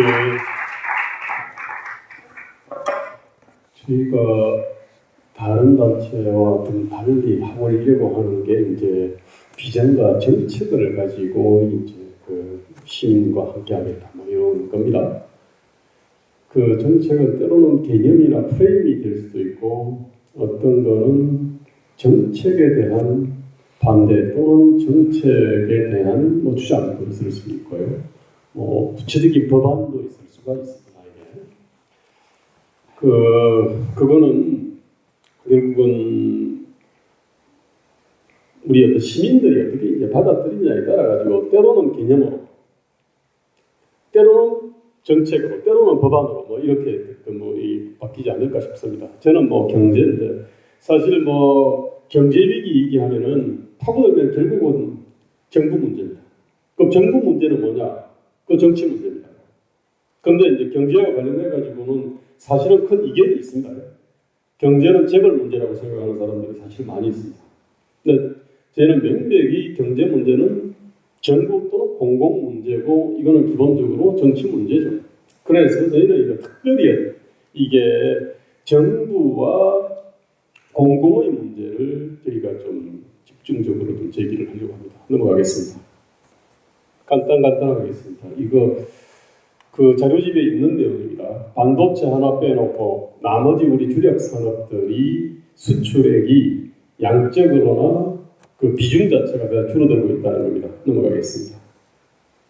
자, 이것도 자료집에 있는 내용입니다. 스위스하고 한국이 정부 수입은 35% 정도로 동일합니다. 국민 부담률 26%, 27% 동일합니다. 그런데 복지 지출은 우리는 GDP의 10%, 스위스는 20%입니다. 도대체 이 엄청난 격차가 어디서 생겼냐? 넘어가겠습니다. 국방이 있습니다. 국방비가 2.5% 정도 됩니다. 스위스도 그래도 1% 넘습니다. 국방비를 가지고는 복지 지출 10% 대 20% 이게 설명이 안 됩니다. 뭐냐 그러면 그거는 기본적으로 우리 어떤 그 공무원 인건비와 기타 우리 어떤 그야말로 고비용 조율 예산들이 있습니다. 뭐 교육 예산도 그러하고요, 뭐 R&D 예산도 그러하고 그거를 빼놓고는 설명이 안 됩니다. 넘어가겠습니다. 단적으로 일본이 우리보다 그 국민소득이 30%가 높습니다. 그런데 보십시오. 평균 연령 우리보다 한 살이 많습니다. 그런데 우리는 6천만 원이고 일본은 5천만 원입니다. 국민소득이 우리보다 30% 높은 일본이 그렇습니다. 왜 그러냐? 공무원의 어떤 그 임금을 산정하는 표준이 다릅니다. 저쪽은 50인 미만 기업 36.9%, 50인 이상 기업 64.1%를 섞어가지고 이래가지고 여기서 뭐 이 직급하고 나이하고 이걸 갖다가 뽑아가지고 공무원 임금 기준을 갖다가 만들어냅니다. 만약에 작년에 비해 가지고 올해 떨어졌다 그러면 무조건 깎습니다. 일본은. 그런데 우리는 상시 근로자 100인 이상 민간기업으로 되어 있습니다. 상당히 어떤 좋은 기업들입니다. 게다가 근속연수에 따라서 세계에서 가장 가파르게 올라갑니다. 근데 공무원 근속연수가 가장 길지 않습니까? 그러니까 가장 높은 놈을 뽑아가지고 그 놈 중에서 가장 근속연수가 기니까요. 그러니까 공무원 임금이 높을 수밖에 없게 돼 있습니다. 구조가 그렇습니다. 그러면 저 기준을 갖다 고쳐야 됩니다. 이게 그러다 보니까 정부 수입이 35%인데 북지출은 우리는 10%고 스위스는 20%가 되는, 이거는 한국은 누구는 저부담 저복지국가라 그러는데 아닙니다. 중부담 저복지국가입니다. 이걸 갖다 거친 말로 하면 가령주국가라 그럽니다. 이걸 고치려면 보다시피 저거를 건드려야 됩니다. 그리고 저 기준을 건드려야 됩니다. 이런 얘기하면 그렇습니다. 어떻게 저거를 갖다 할 수 있겠냐 이런 얘기합니다. 근데 그렇게 하다 보니까 여기까지 온 겁니다. 넘어가겠습니다. 저기 배우자 이상적인 배우자 조건 보면 15년째 공무원 공사입니다. 여자는 15년, 10년 정도는 교사였습니다. 그런데 최근 한 5년 동안은 계속 공무원 공사입니다. 이게. 저게 기본적으로 저거를 정상으로 표준으로 생각하니까 결혼하겠습니까? 저는 지금 저출산 사태하고 밀접한 관련이 있습니다. 넘어가겠습니다. 보다시피 이게 세계 최고의 대학 진학률, 어떠한 경제도 저렇게 어떤 높은 엄청나게 쏟아져 나오는 대학생들을 고졸 대학급 이 광역자들을 한테 일자리를 줄 수 있는 그런 경제 내지 산업은 없습니다. 그런데 이거 문제라고 하면서도 그냥 어쩌겠냐 이러고 있습니다. 넘어가겠습니다. 우리 자꾸 대기업 중소기업 격차 얘기하는데 사실은 핵심 격차는 저 임금순위 1, 2, 3위들이 보면은 금융 및 보험업적 규제산업입니다. 전기가스, 전기, 수도사 저 공기업입니다. 규제산업이고 공공행정 및 사회보험 적어도 보면은 기본적으로 국민 세금에서 저게 어떤 이 지불 능력이 나오는 겁니다. 저게 가장 좋은 일자리가 되어 있습니다. 좀 문제라고 하면서도 그냥 우리 또 어쩌겠냐 이러고 있습니다. 가겠습니다. 임금격차 저렇게 아마 근속연수에 따라서 가장 이렇게 가파르게 올라가는데 2013년에 정년연장법을 딱 하니까 그냥 그때부터 청년 실업자, 취업준비자, 구직자, 단년자들이 이제 폭발적으로 지금 증가하고 있습니다. 다른 나라들은 청년 실업률 다 좋아지고 있는데 우리 한국만 나쁩니다. 네, 가겠습니다. 자, 그렇게 되다 보니까 특이합니다. 제조업, 서비스업 쪽에서 부가가치는 거북이 걸음으로 이렇게 그냥 올라가는데 고용은 토끼 걸음으로 증가합니다. 저게 다른 나라는 그냥 다 비슷하게 가는, 평행하게 가는데 우리는 좀 저런 식으로 가입표가 되어 있습니다. 이게 저거는 다른 말로 하면은 제조업의 이상 고생산성이라 그러는데 다른 말로 하면은 저고용입니다. 사실은. 그런데 제조업이 왜 그러면은 고용을 기피하는지는 우리 현대기아 자동차나 쌍용 자동차 보면 압니다. 왜 광주행 일자리가 나오는지 그 이유를 갖다가 보고 납니다. 우리 다 알고 있습니다. 근데 그거 어떻게 고치나 이러고 있습니다. 가겠습니다. 그래서 인구 저렇게 되게 돼 있습니다. 자, 국민연금 수입은 저런 식으로 내려가는데 자꾸 고갈 시점을 얘기하는데 왜 고갈 시점 밑으로 말입니다. 저기 수면 아래 다이빙을 합니다. 저 부분에 대해 가지고 우리 미래 세대들이 이게 다 부담을 해야 됩니다. 저 부분에 대해서 우리 얘기를 하고 있지 않습니다. 우리 대단히 정말로 무책임한 나라입니다. 정말 한심한 나라입니다. 이런 얘기를 하면 어쩌겠냐 이러겠습니다. 이게. 어쩌겠냐 이럽니다. 이게. 저는 여태까지 우리의 어떤 양대 정치 세력들이 저런 어떤 심각한 문제에 대해서 다 뭐 알면서도 침묵했습니다. 이제는 저 문제를 정면으로 제기하는 정치 세력이 필요하다고 생각합니다. 가겠습니다. 지금 이제 우리가 앉아있는 땅들이 막 꺼지고 있습니다. 우리 대학총, 그 다음에 무슨 군산공, GM, 한국제 군산공단들 그냥 땅이 꺼지고 있습니다. 가겠습니다. 그래서 지금 이제 필요한 프레임이 그겁니다. 정부한테 족쇄를, 시장의 자유를 취해야 됩니다. 그 다음에 슬림, 스마트, 소프트한 어떤 정부 공공을 만들어서 간접 민비 시대에서 민족 간비 시대로 가자 이런 얘기입니다. 넘어가겠습니다. 이 내용 다 있습니다. 기본적으로 우리가 자꾸 파이 나누기 쪽에 돼 있습니다. 근데 우리는 파이 키우기하고 파이 지대 줄이기 이 두 가지 축으로 저는 경제 문제를 풀어야 된다고 생각합니다.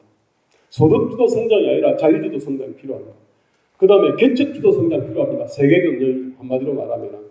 그 다음에 우리 유효 수요를 갖다 고도화시켰다고 생각합니다. 자, 지대 줄이기는 노동지대가 공공지대. 마지막으로 네, 넘어가겠습니다. 이제 공무원을 임용하고 근로조건 개혁이 필요합니다. 그러면은 기본적으로 모든 걸 노동 비용을 까야겠죠, 그죠?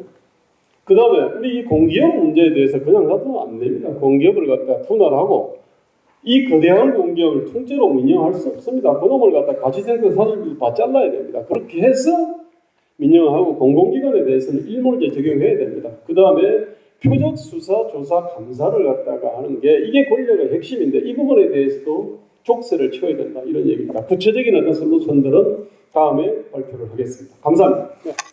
큰 박수로 감사의 말씀 올리겠습니다. 고맙습니다. 굉장히 충격된 말씀으로 명쾌하게 말씀을 잘 해주셨죠? 다시 한번 감사 말씀드리면서 네 번째 순서는 플랫폼 자유와 공화의 교육 비전과 공론장에 대해서 한국교통대학교 노현종 교수님께서 발제해 주시겠습니다. 큰 박수 부탁드립니다. 네, 반갑습니다.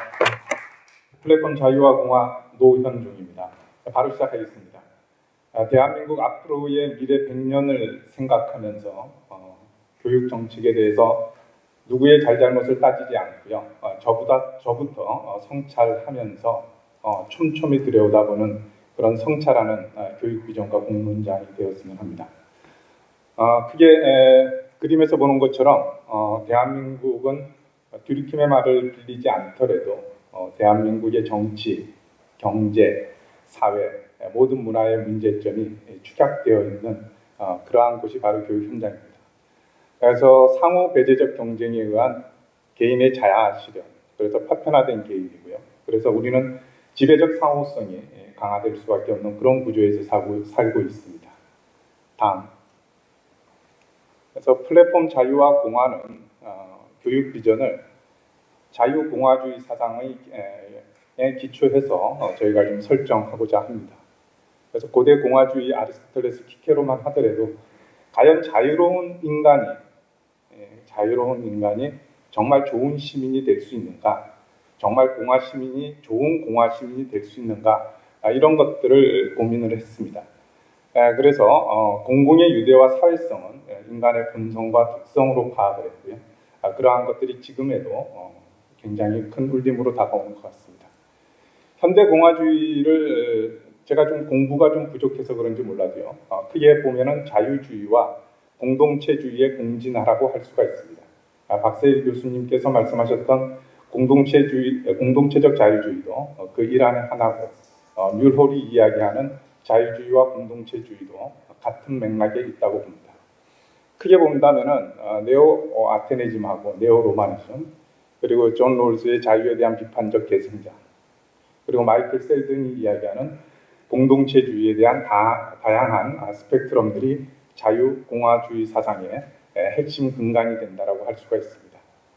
그럼 이러한 것들은 한마디로 이야기하면은 비지배적 자유가 되게 중요합니다. 교육에서도 마냥 자유만 저희가 부과를 하면은 정말 독성과 독재가 나타납니다. 그래서 우리나라 진보 보수를 다 막론하고요. 정치 수장들은 다 자녀를 외고와 자사고에 보내고 또 미국 유학을 시킵니다.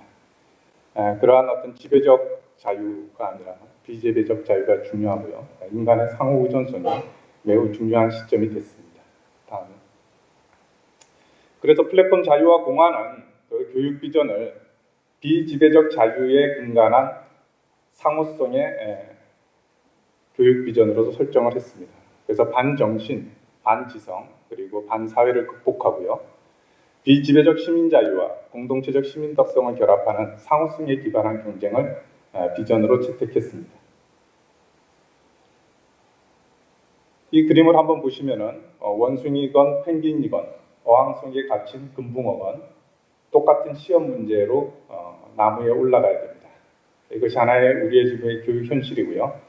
오세정 서울대학교 총장님도 말씀하셨지만은 작년에 봤었던 그 수능 문제를 서울대 교수님들한테 풀라고 하니까 제 시간에 푸신 서울대 교수님이 한 분도 안 계십니다. 우리는 저 나무 위에 3분 안에 올라가라는 시간까지 배정해서 학생들과 그리고 상호 배제적 경쟁을 시키고 있는 것이 엄정한 현실입니다. 저기서부터 출발하고자 합니다. 그래서 플랫폼 자유와 공화의 교육비전 실천 전략은요. 다음.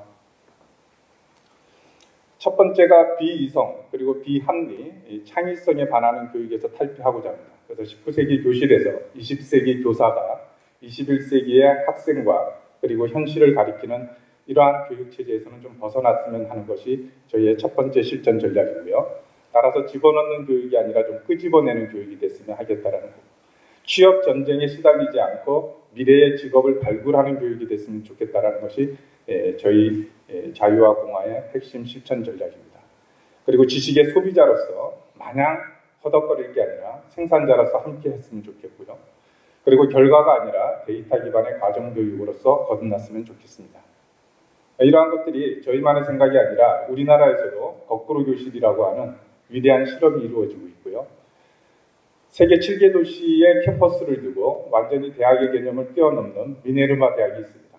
지금 현재 올해도 하버드 대학보다도 가기 힘든 대학이 미네르바 대학입니다. 일본은 교육이 가장 후진적인 나라임에도 불구하고 2013년도에 교육계획을 발표를 하고요. 일본을 다시 한번 재생시키는데 교육이 가장 앞장서야 된다는 것을 모토로 하고 있습니다. 플랫폼 자유와 공화도 교육이 그렇다고 생각합니다.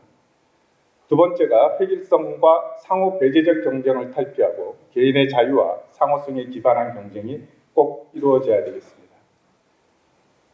국민적 공감대와 정부 통신은 이미 모두가 참여하는 교육 공론장의 조건을 충족했다라고 플랫폼 자유와 공화는 보고 있습니다. 다음에. 그래서 자유와 공화의 정신, 정말 개인의 자유와 창의를 바탕으로 하는 비지배적 상호성이라는 교육 비전으로 대한민국이 위대한 결합을 했으면 하는 그러한 생각을 갖습니다. 마지막입니다. 플랫폼 자유와 공화는 자유에 기반한 창의가 넘쳐나는 교육, 상호성에 기반한 더불어 행복한 교육, 그리고 대한민국의 앞으로의 100년을 생각하는 자유공화의 젊은 교육 리더십 구축을 위해 최선을 다하겠습니다. 감사합니다. 네, 감사의 박수 드리겠습니다. 축하드립니다. 네, 마지막으로 에너지의 원자정책 개혁 방향에 대해서 주한규 서울대학교 원자핵공학과 교수님께서 발제해 주시겠습니다. 박수로 청해드리겠습니다.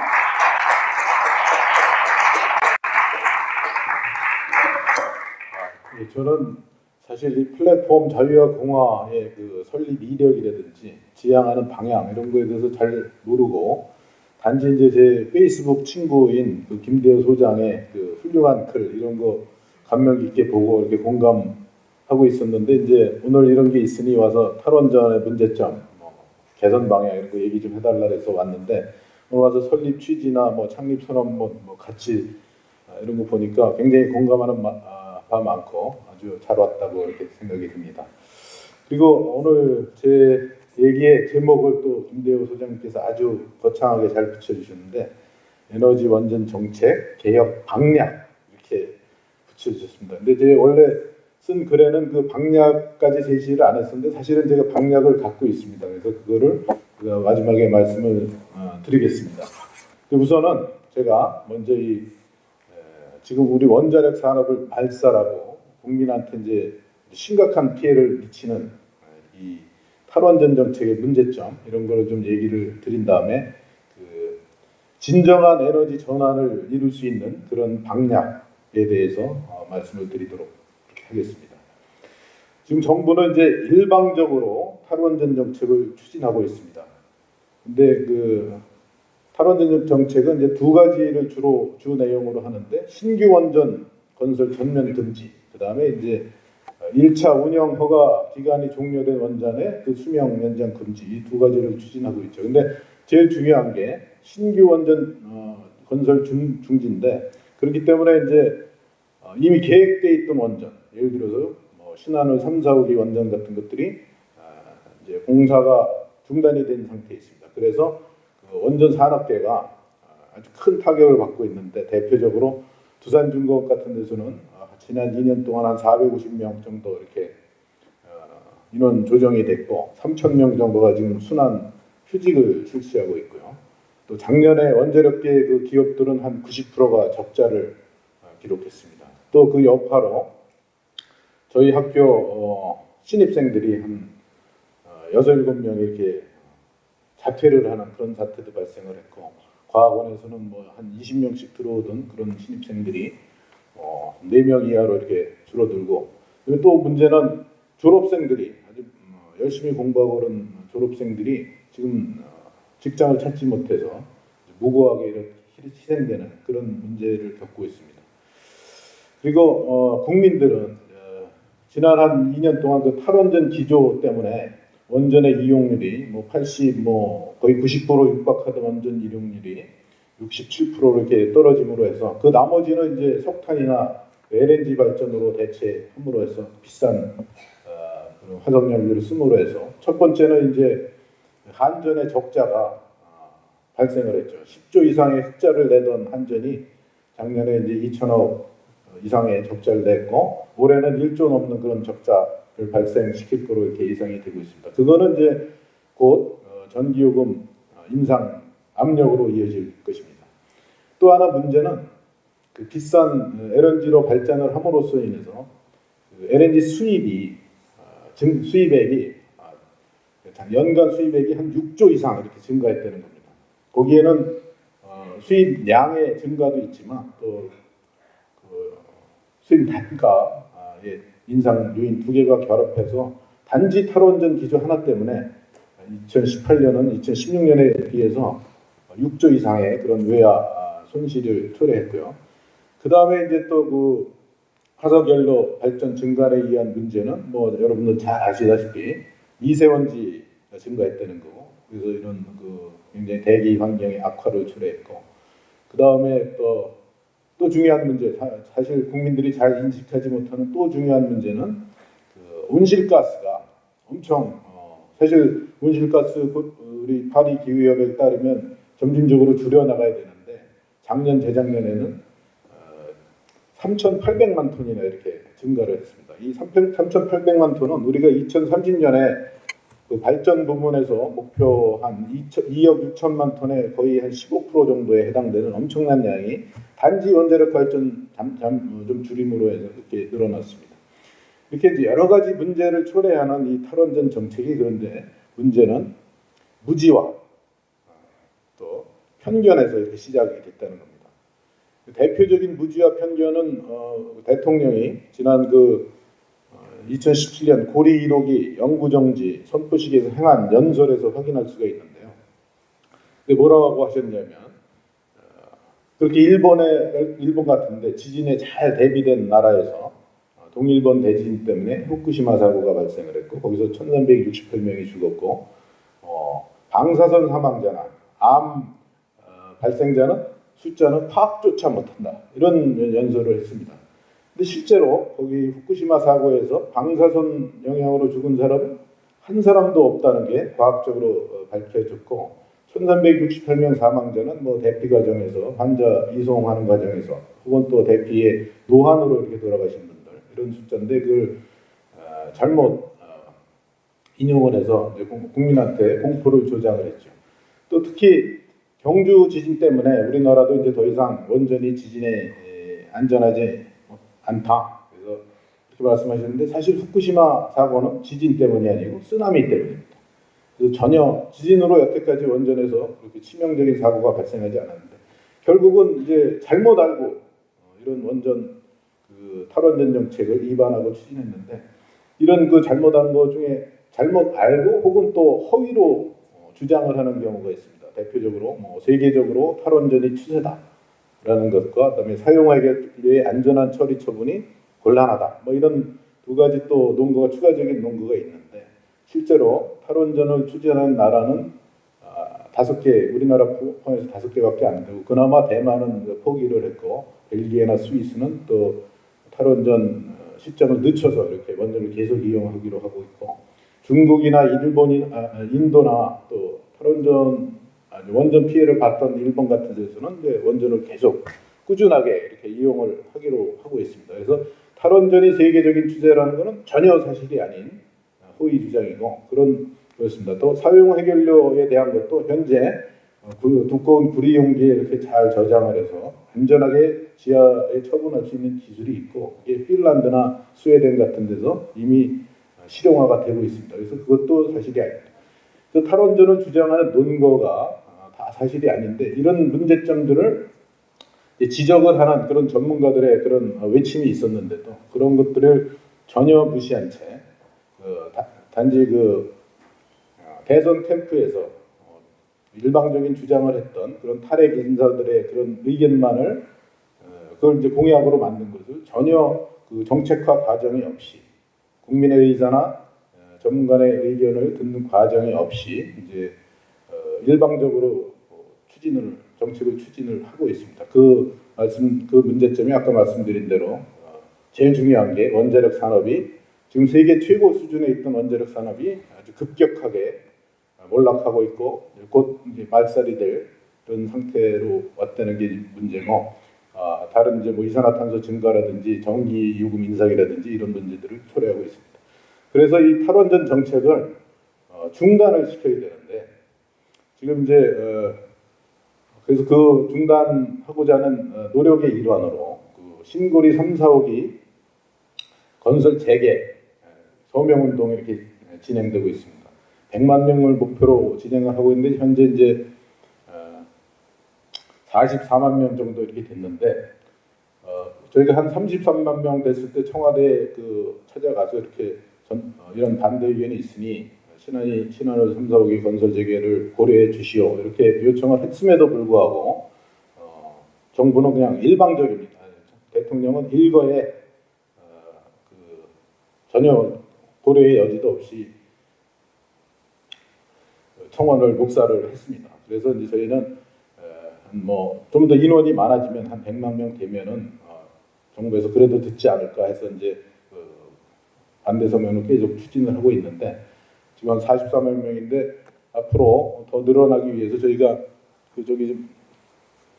여기 혹시 그 서명을 모르고 계신 분은 카톡에 이렇게 okatom.org라고 쳐서 친구한테 아무나한테 보내시면 거기 온라인 서명을 할 수 있는 그런 시스템이 있습니다. 그래서 참여를 해주시고 그래서 100만 서명을 달성해서 탈원전 정책을 일단 신한한올 3, 4호기 건설이 재개가 돼야 이제 탈원전 정책이 중단이 될 수 있을 거고 그것이 이제 그 새로운 에너지 정책의 어떤 그 개선의 방향의 단초가 될 겁니다. 그래서 제가 생각하는 그 에너지 개혁, 정책 개혁 방향의 두 가지는 첫 번째는 이제 원전 정책을 지금은 이제 완전히 앞으로 원전을 안 쓰게끔 신규 원전을 건설을 중지하고 그다음에 수명 연장을 안 하기로 돼 있는데 이거를 좀 탄력적으로 바꾸는 방법이 있습니다. 지난번에 송영길 의원께서도 한번 말씀하신 적이 있는데 소위 스와핑이라는 겁니다. 그래서 좀 오래된 원전은 1차 운영 기간이 정지되면 일단 정지시키고 비교적 더 새 거고 용량도 큰 새 원전으로 이렇게 계속 건설해 나가는 거. 그게 이제 소위 원인 원아웃 이런 정책이고요. 그래서 그걸로 원전 정책은 수정을 하고 두 번째 진정한 에너지 전환을 이루기 위해서는 우리가 이제 화석 연료의 사용을 줄여야 됩니다. 원전을 줄이는 게 아니라 화석 연료 발전을 줄여야 되고 그 줄여진 화석 연료 발전은 뭘로 대처할 수 있냐면 지금 이제 태양광 풍력 얘기가 많은데 지금 사실 아주 쉽게 확대시킬 수 있는 거는 농촌 태양광입니다. 아까 여기 정운천 의원 와 계셨는데 정운천 의원실에서 계속 이제 주장하시고 신경 쓰시고 추진하는데 지금 우리나라에서 쌀 소비가 줄어들고 있고 쌀 생산이 이제 어느 정도 과잉이고 그래서 농촌의 논의 한 10% 정도를 이렇게 태양광 시설로 해서 이렇게 번갈아가면서 이렇게 논을 태양광 발전 시설로 바꾸면 식량 작업도 달성하면서 농민의 형편도 돌보면서 또 화석 연료 발전을 줄일 수 있는 그런 진정한 에너지 전환을 할 수가 있습니다. 그렇지만 태양광 발전은 아직도 비용이 굉장히 높습니다. 원전의 한 3배 이상 되고 보조금이 필요한데 그 보조금은 원자력 발전을 지속하면서 혹은 더 늘리면서 거기서 나오는 그 이익으로 태양광 발전에 그 보조금을 지급하는 방식으로 농촌 태양광을 확대하면서 진정한 에너지 전환을 이루는 이런 그 방략을 여기서 제안하는 바입니다. 이상입니다.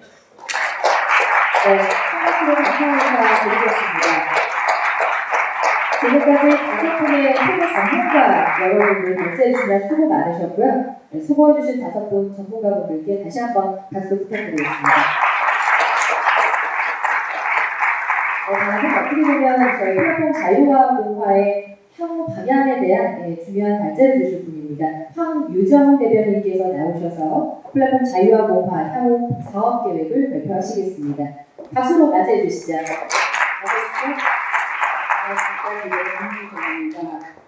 앞서서 발제를 들으셨듯이 저희가 그 자유주의, 민주주의, 공화주의가 대한민국 발전을 견인해온 굉장히 중요한 가치인데 이 가치를 앞으로 어떻게 그러면 대한민국 사회를 이끌어 나갈 수 있을까? 그런 구체적이고 실천적인 담론들을 소와 토론이라는 것을 통해서 계속 진행해 왔습니다. 그래서 앞으로도 이런 그 분야별 소와 토론을 계속 진행해 나가면서 자유와 공화 아카데미도 진행할 예정이고요. 여기 계신 모든 분들이 다 함께 참여해서 같이 논의하고 고민하는 그런 기회를 만들도록 하겠습니다.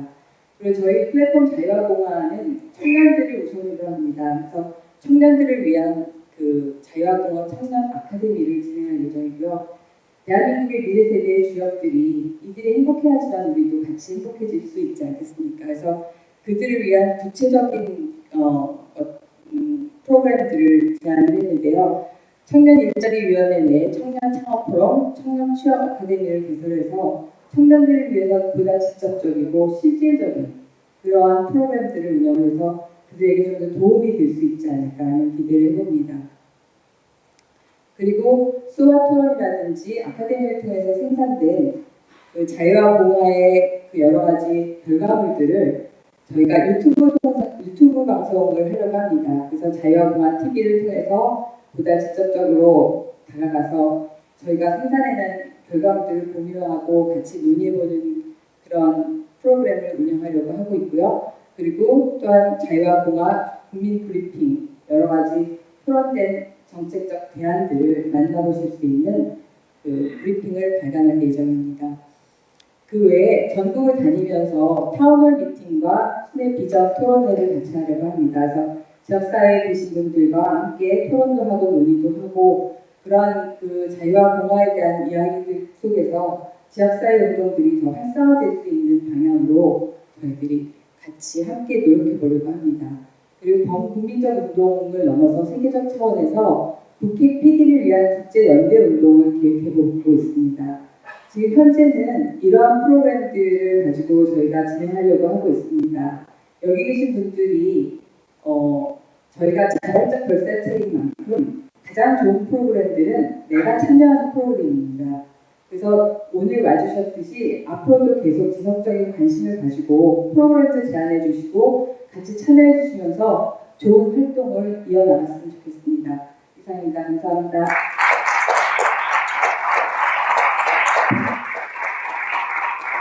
네, 다시 한번 감사 인사 드리겠습니다. 저희가 준비한 창립총회 행사는 여기까지고요. 공지사항을 잠시 말씀드리고 협조 요청을 좀 드릴까 합니다. 미리 배포해드린 책자와 자리에 보시면 입회 신청서가 있습니다. 이미 신청해주신 분들도 많으시지만 성함, 연락처 그리고 이제 최소한의 정보를 기입해서 작성해주시고 나가실 때 출입구에 제출해주시면 감사드리겠습니다. 그리고 저희 밴드와 카카오톡 단톡방이 개설이 되어 있어요. 그쪽 홈페이지랑 네이버 카페에도 개설할 예정인데요. 적극적인 참여와 또 협조 부탁드리겠습니다. 자, 그리고 폐회선언 이후에 남아 계시는 분들 모두 앞으로 나오셔서 기념사진 촬영을 하도록 하겠습니다. 자리 비우지 마시고 끝까지 함께 해주시고요. 가시기 전에 앞으로 나와서 사진 촬영 임해해 주시면 감사드리겠습니다. 잠시 자리 정돈하고요. 사진 촬영하도록 하겠습니다. 자, 그리고 마지막 발제해 주실 분 남아 계십니다.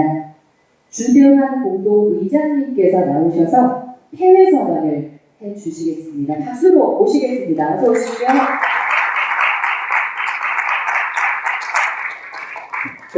제가 제일 좋은 역할을 맡은 것 같습니다.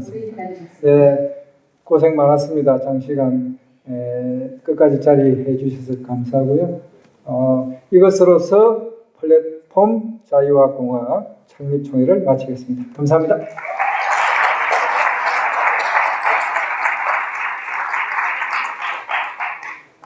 네, 장시간 진심으로 감사드리고요. 잠깐 가시기 전에 앞에 나와서 기념사진 한번 촬영하겠습니다. 우리 한기택 의원